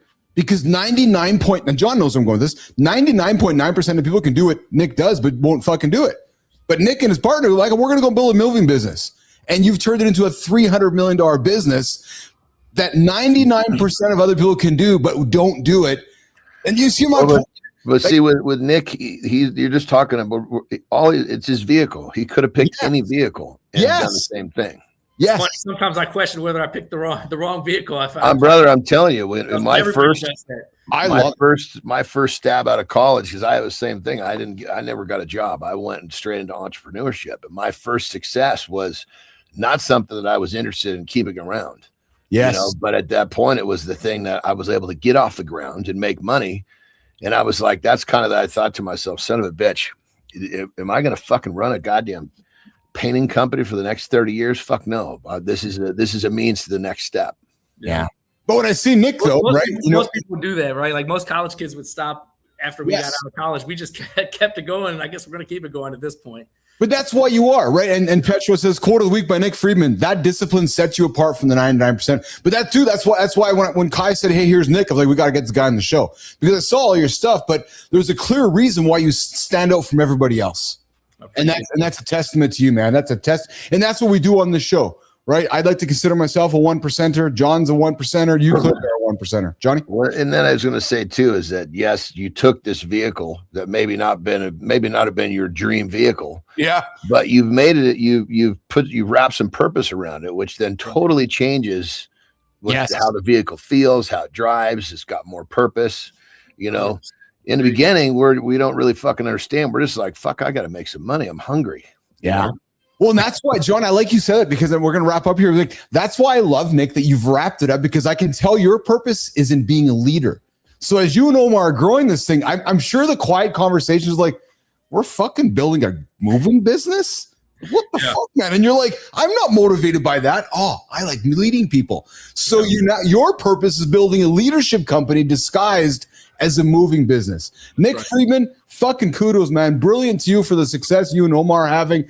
Brother, once on the lab, always a family member, always an alumni of the lab. You got announcements, you got stuff you want to plug, you want to come back and hang out with Keith and John, please come back, will you? Appreciate that. You guys are awesome. Thanks so much. Yeah. Omar Friedman, pleasure. Yeah. Omar Friedman this morning, joining myself and Johnny on Mornings in the Lab with Keith, John, and friends. You be well, okay, Omar? Nick, but yes. I'm sorry, Nick. There you go. Oh, look at that. You guys are hired. Oh, look at that. The college. Yeah, the handsome hunks. Yeah, I love that. I love that. Okay, what real question? What's the little guy going to do? That's Keith right there. That's Keith and John. What's he going to do? Is he going to empty She's going to empty the trash cans in my office? Well, no, so Nick, I'm already John's assistant. So if you do want to get a hold of John, you can get a hold of John through me there. So that's the other role that I play. You know, I put my name ahead of John's on the show, but I'm also Johnny's assistant. So if you ever an assistant is just a cover for the real thing, which is bitch. I'll let you guys hash that one out. Appreciate it. Nick Friedman, you have a good one, brother. Take care. Okay. Nick is out of here. What an awesome conversation with Nick, man. I love that dude. And like I said, John, that's why I had the guy on the show, because he's done something that a lot of people can do, but don't do it. Company. And it's kind of crazy. I mean, it is. Years ago, I had this podcast called Legends of Iron.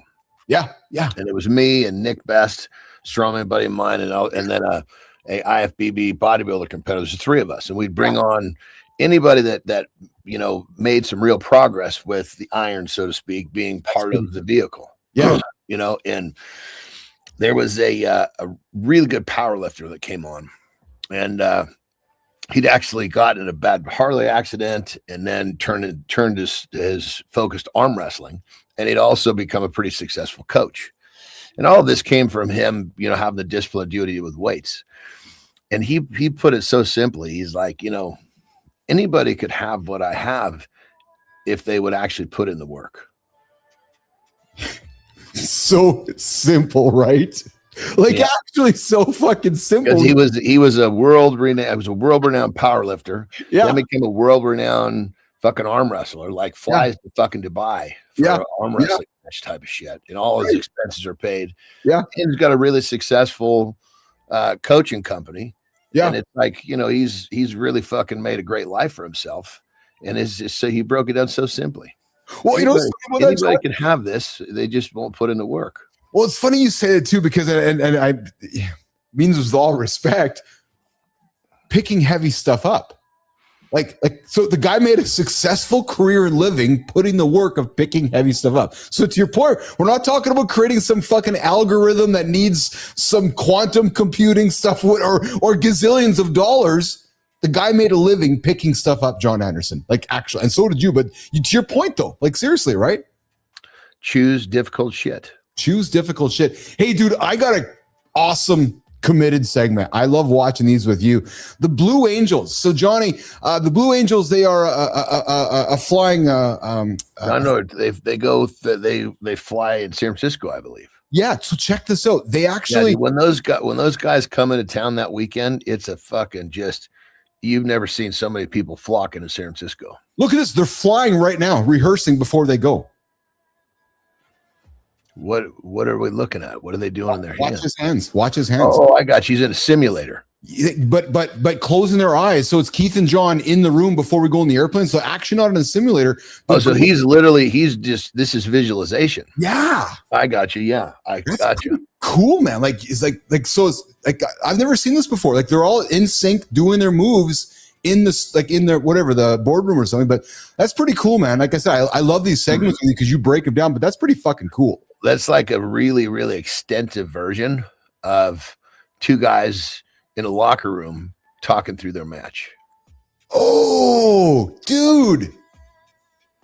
Oh, I just got goosebumps, man. Because I'm a fan of that shit. Yeah, of course.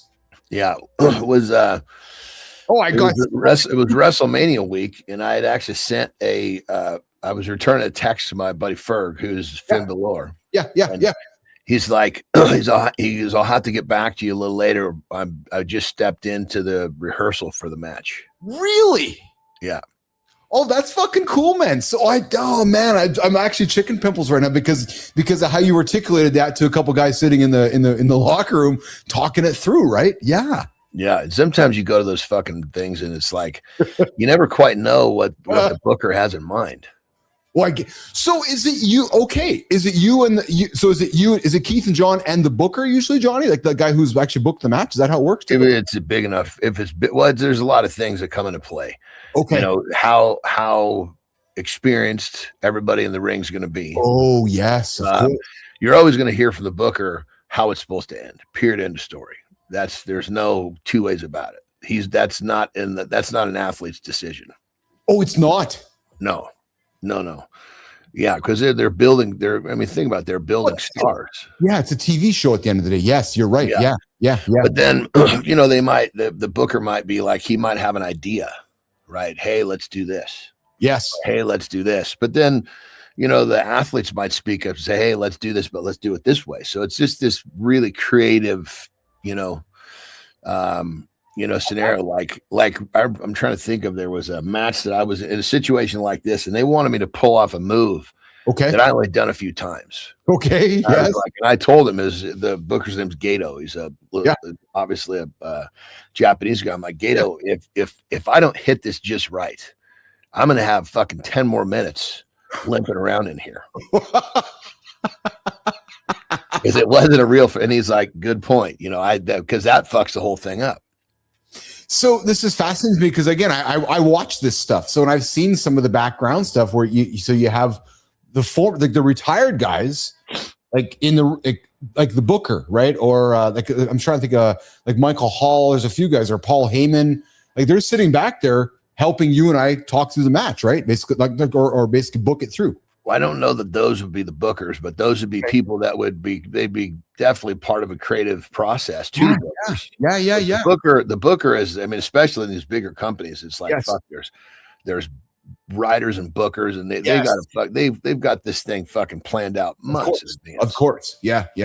So sometimes those guys, it's when it comes down to it, all has to align just right. Yes. Yeah. Hey, from the No Shit Sherlock department, I know you like these like I do. I just lost it though. Hold on a second here. So we got processed meats, Johnny, now officially group 1 carcinogens, the same category as tobacco and asbestos. I thought this was actually already a thing, but it does recap from 2015, the IRCR classification, but they are group 1 carcinogens. Did you know this? I've actually talked about this on the show many times. Like you could have a fucking 5-year-old go buy a package of meat.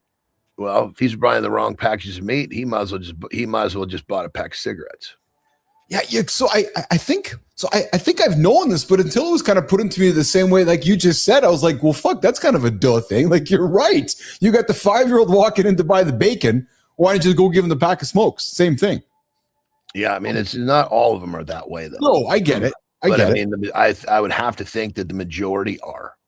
Yeah. Because I don't know if it's. I mean, with cigarettes, I mean, there's a lot of, it's a pretty complex fucking formula what they're doing with those fuckers. Yes. They're trying to get people addicted. There's this, there's that. Yeah. I don't exactly understand what the lunch meat. I would have to think it's got something to do with keeping the fucking thing edible for 6 months. Well, I got to think it's the edible, keeping it edible for 6 months. It's meat. That's you can eat it for 78 years. Yeah. Hey, so brother, after we get out of here, what are you doing today? You going back to rest, or are you gonna have to sleep? What are you gonna do? I'm gonna meet with Ben. I'm gonna do my thing with Ben, and then I'm gonna try to push through my day and just kind of see how I feel.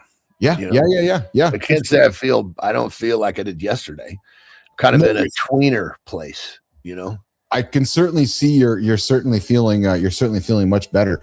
Hey, quickly, I got a couple things before you go here. So we talked this before, Elon and this stuff. Hey, Jimmy, quickly run this clip. SpaceX IPO, they are massive. Jimmy. Yeah, when is this thing come? SpaceX just filed their IPO and turned the whole thing into a highlight reel. Most companies file numbers. Musk filed a flex. The filing reads like a resume nobody else can match. First booster refly, ISS crew missions, and now gigawatt AI compute in orbit. No other private company on Earth can print a resume like that. That ain't an IPO. That's a mic drop. When is this thing coming out? I think it's dropping actually later this week. Later this week, or is it next? But it is Thursday. There's only fucking 2 more today and tomorrow. Tomorrow, or it's going to be next week here, I believe. I'm just looking for my notes. Is it going to be available like on all the platforms, or where? So it is going to be available for retail investors. Yes, it is. So he's into Starship, over $16.5 billion into Starship. So they opened up the prospectus yesterday. So the first private company to develop and launch a liquid fuel rocket to reach orbit in 2008.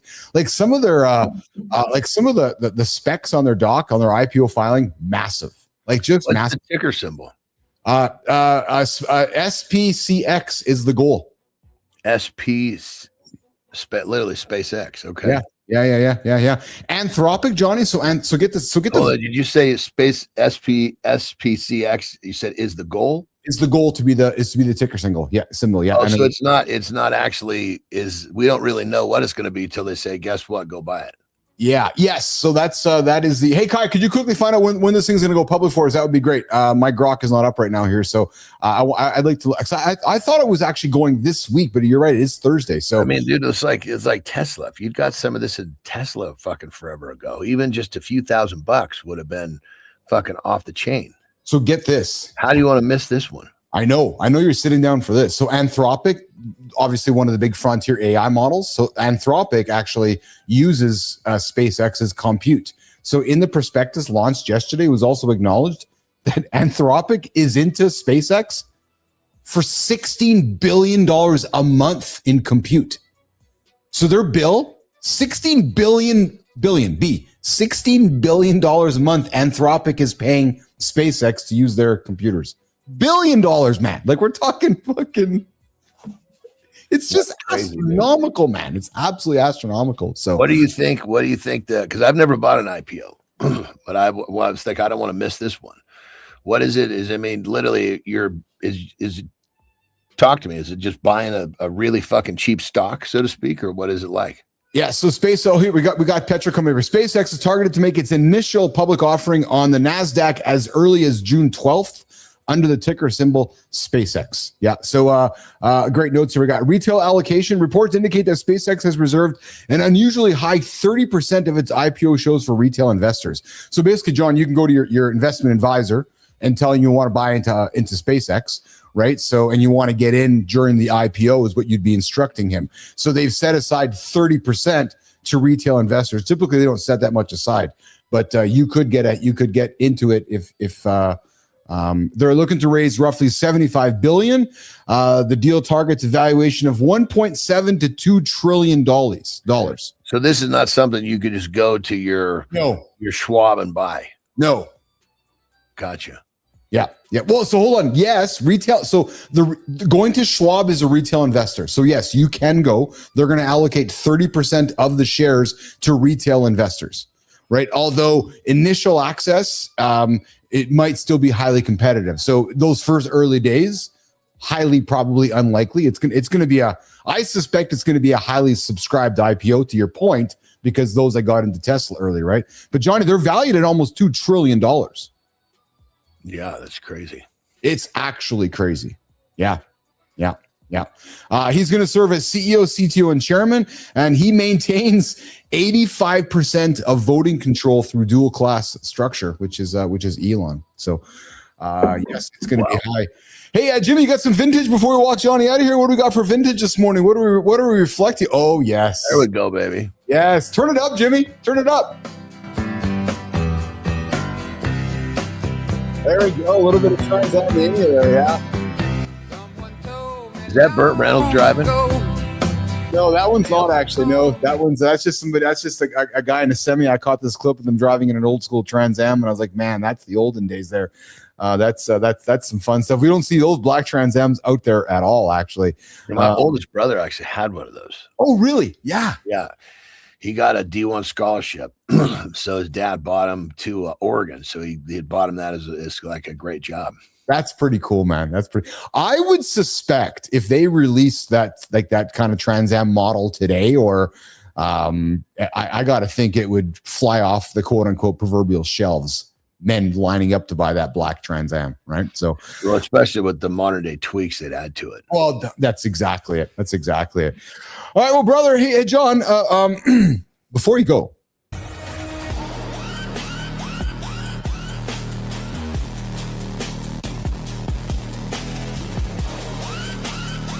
Hey, John, before you go, did you see the guy who basically installed a new penis on his forearm like a cursed Swiss Army attachment? Doctors built it out of his own skin, then parked it on his arm for years like, congrats, you're temporarily sponsored by Anatomy DLC. And it wasn't a quick pit stop either. Complications, scheduling, staff shortages, then COVID. Dude's walking around like a medical waiting room with a plot twist. Imagine trying to explain that at TSA. No, it's not a weapon. Sir, it's a penis. Okay, but it's on my arm. The wild part is it's to keep blood flow solid, like a delicate houseplant you can't move yet, except it's your junk and it's waving at strangers. Hey, John, if your body could misplace one vital part and rehome it somewhere absurd, where's yours ending up? And why is it still there 6 years later?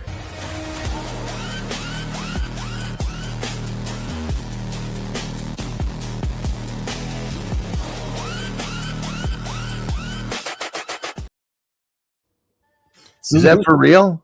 This is real. Malcolm McDonald, British mechanic, suffered a severe perennial infection that led to sepsis. As a result, it caused extreme tissue death in his extremities, including his fingers, his toes, and his penis, which turned black. So as a result, they had to construct a replacement phallus on his forearm using his own skin grafts and tissues. So he had. So is that his fucking dick? Yes. They took his dick from down at his crotch and moved on his arm. Yeah. So he lost his penis to sepsis, and they reconstructed a new phallus on his forearm, so it grew there. And then after a period of 4 to 6 times, after 4 to 6 years, John, it grew on his arm, and then in 2022 they moved it from his arm to his groin. Oh, so that was basically just a place to get it to take. Yeah. But as Neiman would say, why didn't they put it on his stomach or on his thigh or something? It's like you're walking around going, hey, John, what's on your arm? My guess is because the forearm, there's all sorts of big fucking veins in there where it's going to get blood flow. Yeah, and yes, maybe even access, but yeah. On your stomach, there's not a lot of that tissue. You're not looking at big veins run down your stomach. I swear, your forearm. Yeah. If you're lean, you can see them, but even if they're not lean, they can tap into that blood pretty easily. I imagine it's got I would assume it's everything to do with blood flow. Yeah.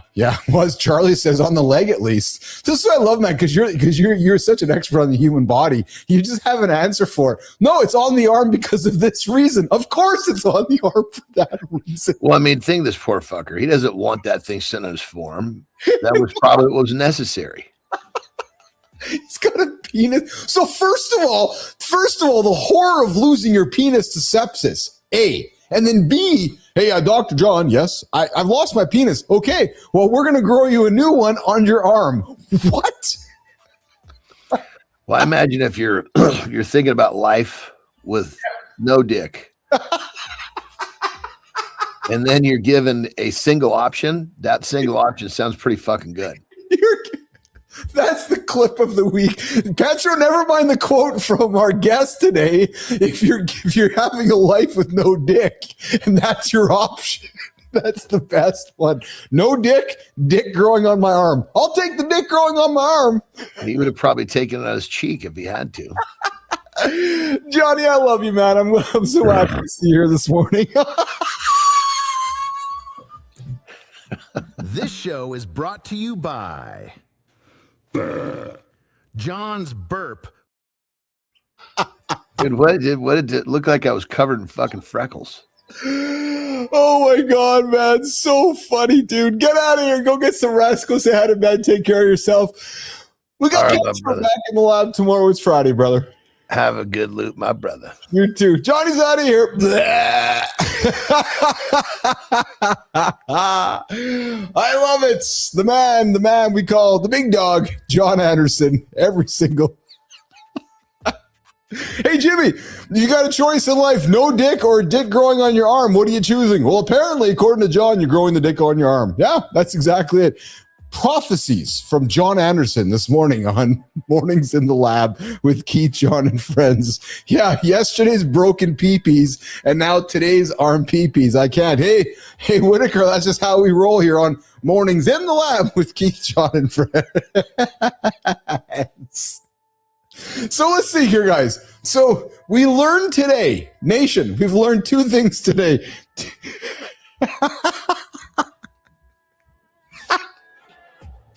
We've learned two big things today. If you're having a shit today and it's a big one, you might lose your memory. Yeah. Oh, and actually, as Petro said, that so Petro put it down here though. He said the best though, and that's the entire point. You don't take a shit. You leave a shit. So guys, you might lose your memory today if you're going for a big dump. So Whitaker, go for a few light ones today. Not you, Cheryl. Dwayne. And then the second thing we learned is if you lose your dick, you can grow it on your arm. There you go. So nation, you will not find this kind of knowledge anywhere on the planet to start your day other than Mornings in the Lab with Keith, John, and friends. Number one, yes, if you lose your penis, you can grow it on your arm. And secondly, well, if you have a big shit, you might lose your memory. Yeah, there you go. Big news this morning on Mornings in the Lab with Keith, John, and friends, dropping bombs every single morning right here live on the big show, the big network, mornings.network. Mornings in the Lab with Keith, John, and friends. All right, okay, I think I got something to say this morning on my monologue, and I figured the team's probably, I wonder if they're going to test me and keep dropping the seconds down.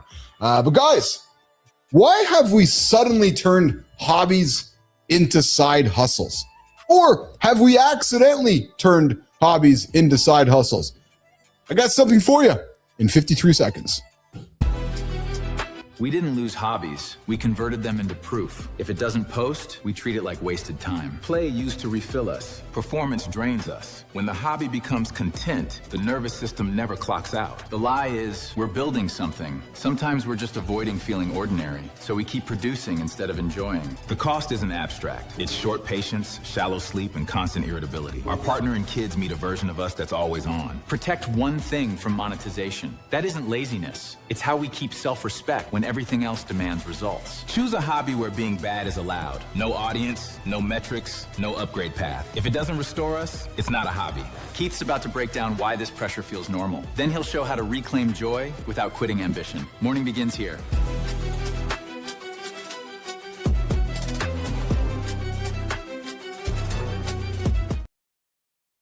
All right, so before I get into this one, just got to get myself organized. And while I'm doing that, You guys have no clue what I'm doing right now because I'm getting myself super organized. So we all grew up in a world of hobbies, right? It was like, oh, why don't you go get yourself a hobby? Where the fuck did that go? Like, where did the hobby go? Who do you know today that actually has a hobby? Cheryl Raphael Whitaker, asking you that question. Who do you know that has a hobby? Yeah. Like, who do we know? Neiman, wait a minute. Neiman has a hobby? Hold the fucking horses here. Neiman, you're supposed to be working 80 hours a day at Mornings and Alive. You don't have time for fucking hobbies. So don't tell me that. So no, Neiman does not have a hobby. No. Who has hobbies? Like what is a hobby in 2026? Right? I think hobby. Oh my God. Now Whitaker's telling me she has a fucking hobby. No. Oh, so maybe I'm the one who's actually out to lunch on this one. Maybe it's me who's out to lunch on this whole idea of why we have actual hobbies. Well, or maybe we have accidentally turned hobbies into hustles. Is that what it is? It's like somewhere along the way we're going, okay, hobby, H word, to now hustle. Yeah. And I gotta wonder out loud here, is it breaking people? Not dramatically, but quietly. This one poor good idea at a time. Because listen, guys, you, me, not you ladies, Neiman and Cheryl, guys, joking aside, I feel like all of us used to have hobbies. My dad had hobbies, real hobbies, not like content categories, not brand extensions, not like this, oh, my hobby is I'm a monetization king. Yeah. Just things that you did because they made you feel alive. Think about that. Wow, is that ever a statement we do not hear anymore? Think about this, you guys. Think about what I'm saying right now. Let me just drop it for you to resonate. The idea of a hobby is actually doing something that you did because it made you feel alive. There's no purpose, not making money from it. Just, isn't hobbies wasting time? Like, I want to monetize my time. So when I see this, it's just things you did because they make you feel alive. So Whitaker paints, Neiman chases squirrels and pets turtles, right? It makes them feel alive, I guess. But work was work, play was play. And maybe that's for the person stuck in a 50-year job that's just miserable about it, where the hobby gives them purpose. I don't know. But then somewhere along the way, the line that we all live in, called the internet, got erased. Now everything that we do, it needs to produce. It needs to track. It needs to post. It needs to count. It needs content. It needs content. It needs content. It needs content. Everything seems to be fucking content. And then rest today has moved from a hobby now to a recovery protocol. We don't take walks. We don't take steps. No, we measure it. We don't even chill. We actually optimize. Think about this. And yet we think that we are improving our lives, but yet we're often just doing this. We're moving goalposts. So instead of burnout for work, it's called, I'm burned out from self-improvement.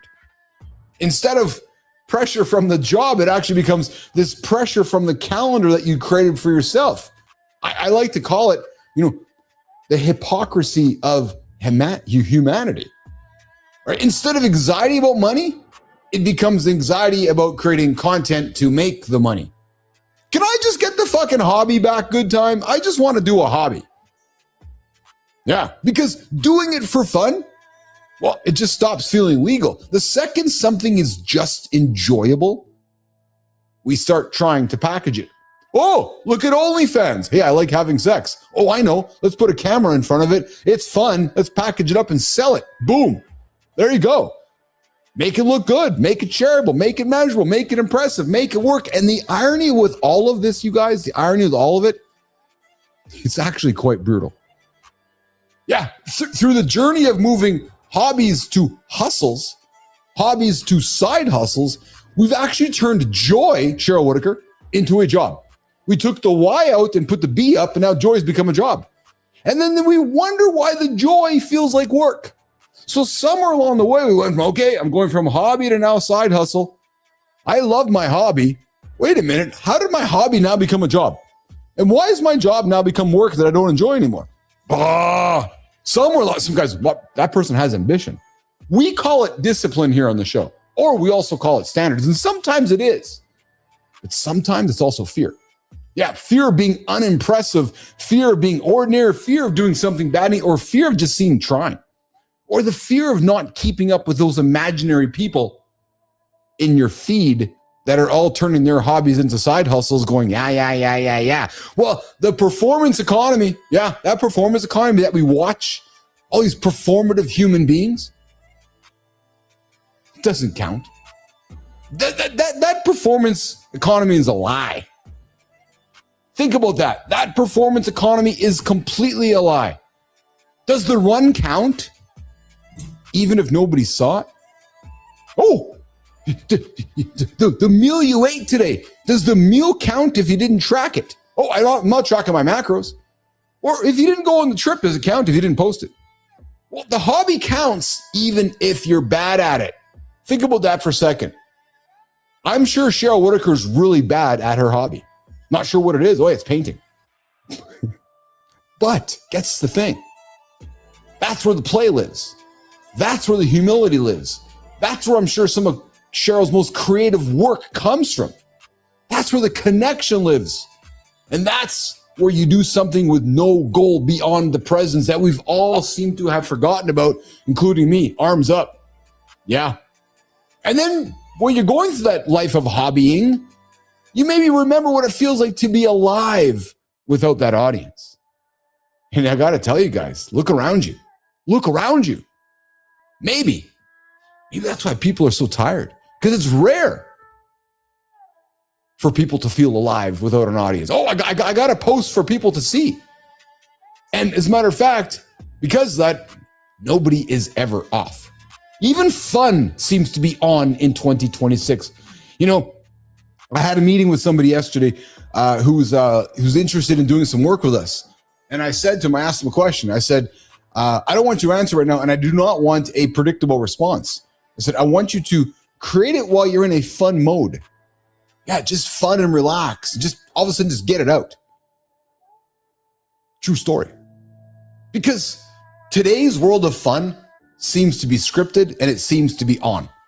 Because even downtime that we have has metrics. It seems like, oh, how long did I rest? How long did I recover? What was my sleep score? So here's the thing. What's the fucking point? The point? Not to quit everything. Not to be anti-success. And not to even mock your ambition or anybody's ambition out there. No, that's not the point of this monologue right now at all. It's actually, ambition is amazing. Look at Nick today, our guest. Nick, don't call me Omar Friedman. Yeah. I know, Neiman. I know I kept dropping it wrong. But that ambition that we have is amazing when it's rooted in love. It's rooted in vision. And it's rooted in service. But the point is to reclaim what is human, because men, women, all of us from the generation that we call X, and even my boomer friends like Whitaker, we don't just need discipline. We need a sanctuary. We need pockets of life that are not public. Yeah, moments with no scorecard, actions with no applause, and just being in the moment. Not narrating it, not photographing it, not videotaping it. Yeah, I said it. So, here's the challenge to all my brothers and sisters out there today. Maybe you might find something that you refuse to monetize. I can't do that. No, sorry. All right, I'm going to be a hypocrite right now. I'm going to give you guys something to think about, but I can't do it. No, maybe you find something you refuse to post. Maybe you find something you refuse to optimize, and then you're going to do it badly. Maybe you'll do it privately, but you're going to do it because it makes you laugh, or you're going to do it because it quiets your mind, or you're going to do it because it reminds you that not everything needs to be useful. Maybe you'll write a post today and not send it. Maybe you'll write a post today because it makes you feel good. Maybe you'll write a post today simply because your old hobby was writing with a pen, a pencil, and a piece of paper. And at some point, when you pick up that pen or paper and write something down, maybe it's also a reminder to you that sometimes words are just what they are, words on paper. At some point along the way in this journey of hobbies to side hustles, we forgot how to do something badly just because it made us happy. Think about that. If you're a bad writer, do it again. If you're a bad photographer, but you enjoy photography as a hobby, do it. Remember it. Don't postulate it. Don't perform it. Don't do it for the audience. Do it because it makes you happy. Happy, hobby. There's a common denominator there, isn't there? Because that's not laziness, my friends. No, that's not laziness. Nope. It's actually called recovery, and we're not measuring it. No. Happiness. In the moment. That's recovery. That's sanity. You know what, nation? That is a life. We like to pretend our problems live out there in a bad market or a broken playbook. But the mirror doesn't lie, and neither does the data. Today, we are cracking open the exact illusions keeping you stuck from the boardroom all the way to the bedroom. It is raw, it is uncomfortable, and it is exactly what you need to hear. Let's get into it, Chief.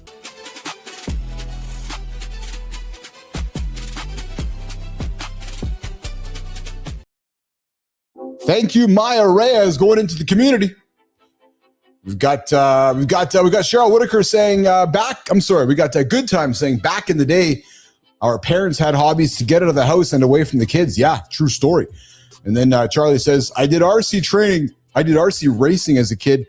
Turned into into more than a hobby. That's awesome. Oh yeah? Did you make some money from it? That's fucking awesome, dude. I love that. 100%.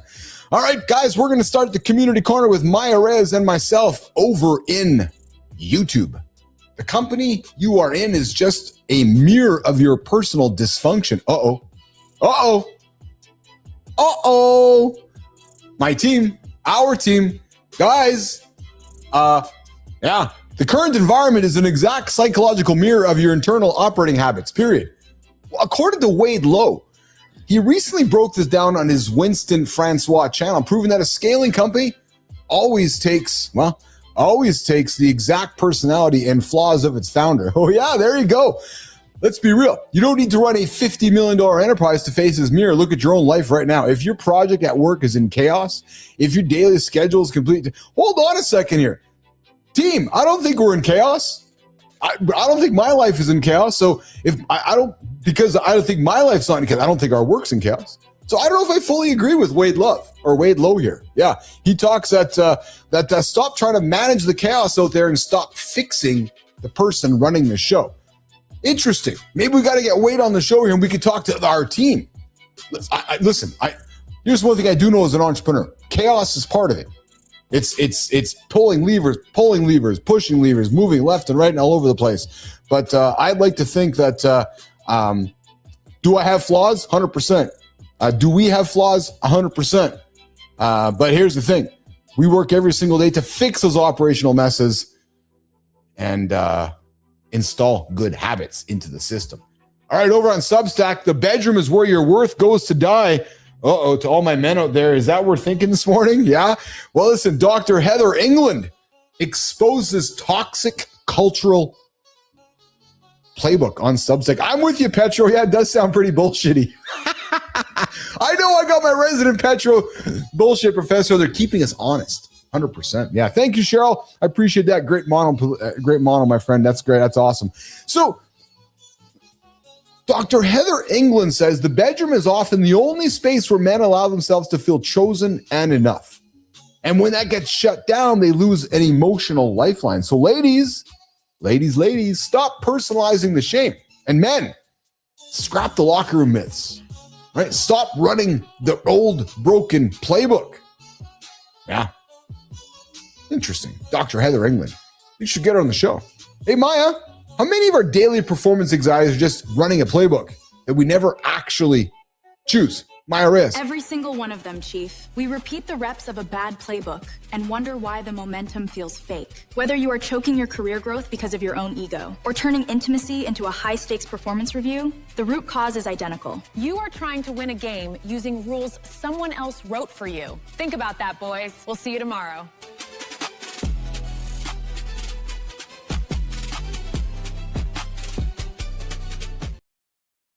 Whoa. Jimmy, are we done already?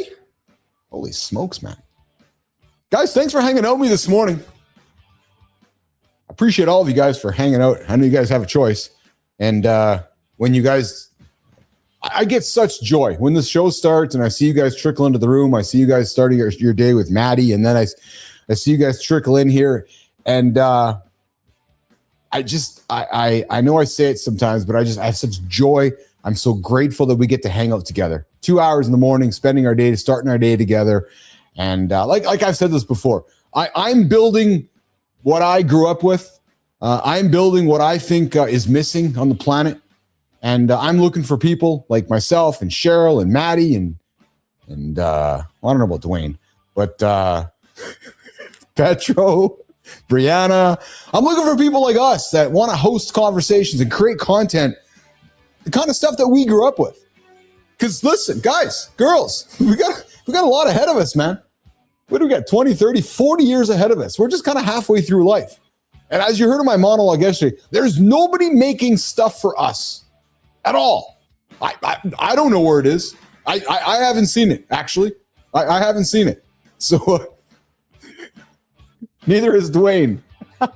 So Dwayne's the only baby boomer here that we I know we're a show for Gen Xers, but we let Dwayne in. Guys, we love Dwayne, so we'll let Dwayne in the room because Dwayne's a pretty good guy. At least that's what I think anyway. I'm getting to know the guy. I love you, Wayne. Dwayne, you're awesome, man. Oh, Jimmy's got something for us. Jimmy, what do you got there, pal? Uh-oh. Oh my God. Jimmy, let's run it. Oh, we got Nation. We got something crazy here. This is okay. As we walk out of the lab here this morning, I'm going to play the tunes. Okay. Look at this one. Since we're talking penises, yes. Dwayne, ears up on this one. Yes, Dwayne's my token baby boomer. That's exactly it. Well, Dwayne, ears up, man. The world's first successful penis transplant. Yeah, South African man. He became a father just months after life-changing surgery. Petro, this is not bullshit. No, I got something here. 2024, 21-year-old South African man after a botched ritual circumcision with full urinary and sexual functions restored in 3 months. Yeah, so they botched his circumcision, but then they fixed it, and then in 3 months the guy was able to have a kid. Oh man, yeah. It's a transplant of his penis, and I'm oh my God, man. I'm just, yeah. Anyways, that's a conversation for another day. Men, keep your penises in your pants. Yes, because holy smokes, in South Africa, over 100 deaths annually, apparently, because of genital injuries. Man. Yes, Cheryl, another happy penis story on Mornings in the Lab with Keith, John, and Friends. 100 motherfucking%. Okay, I got to get out of here. I always promise myself this, and I like to teach yes, I said teach. I like to teach all the people that I'm working with. If we're talking for the sake of talking, we're just talking. It's time to go. So it's time to go. Nation, I love you guys. True story. LOVE from me to you. Have a great one, guys. We'll see you guys. Petro's with us tomorrow. Oh, I'm gonna get shit if I don't read this out here tomorrow. Tomorrow we got Dr. Marsha Porterfield. Yes. I'm going to get shit if I don't tell you guys. Believe me, when the show's over, we all convene in the studio, and if I don't get after some marks, I hear about it, especially from our shitmaster herself, Kai. So, hey, tomorrow, Dr. D. Marsha Porterfield, he's bringing us from NASA labs to mushroom hydroponics, from Gene Lab to Artemis 3, and from space biology to the future of food, medicine, and survival. Dude, we're talking mushrooms in space. We're talking biotech on Earth. We're talking China pushing ahead in biogenerative life. We're talking fucking science fiction. Petro, we're going to have a fun one tomorrow, man. We got Dr. Marsha Porterfield. We got Dr. John Petrocelli. We got the Dr. Handsome Hunkle Chief himself, Keith Billis. And, of course, Jon Andersen. And all of you tomorrow on Mornings in the Lab at 8 o'clock. Of course, 7:30 with Matt Roof. We'll see you guys tomorrow, Nation. Have a good one.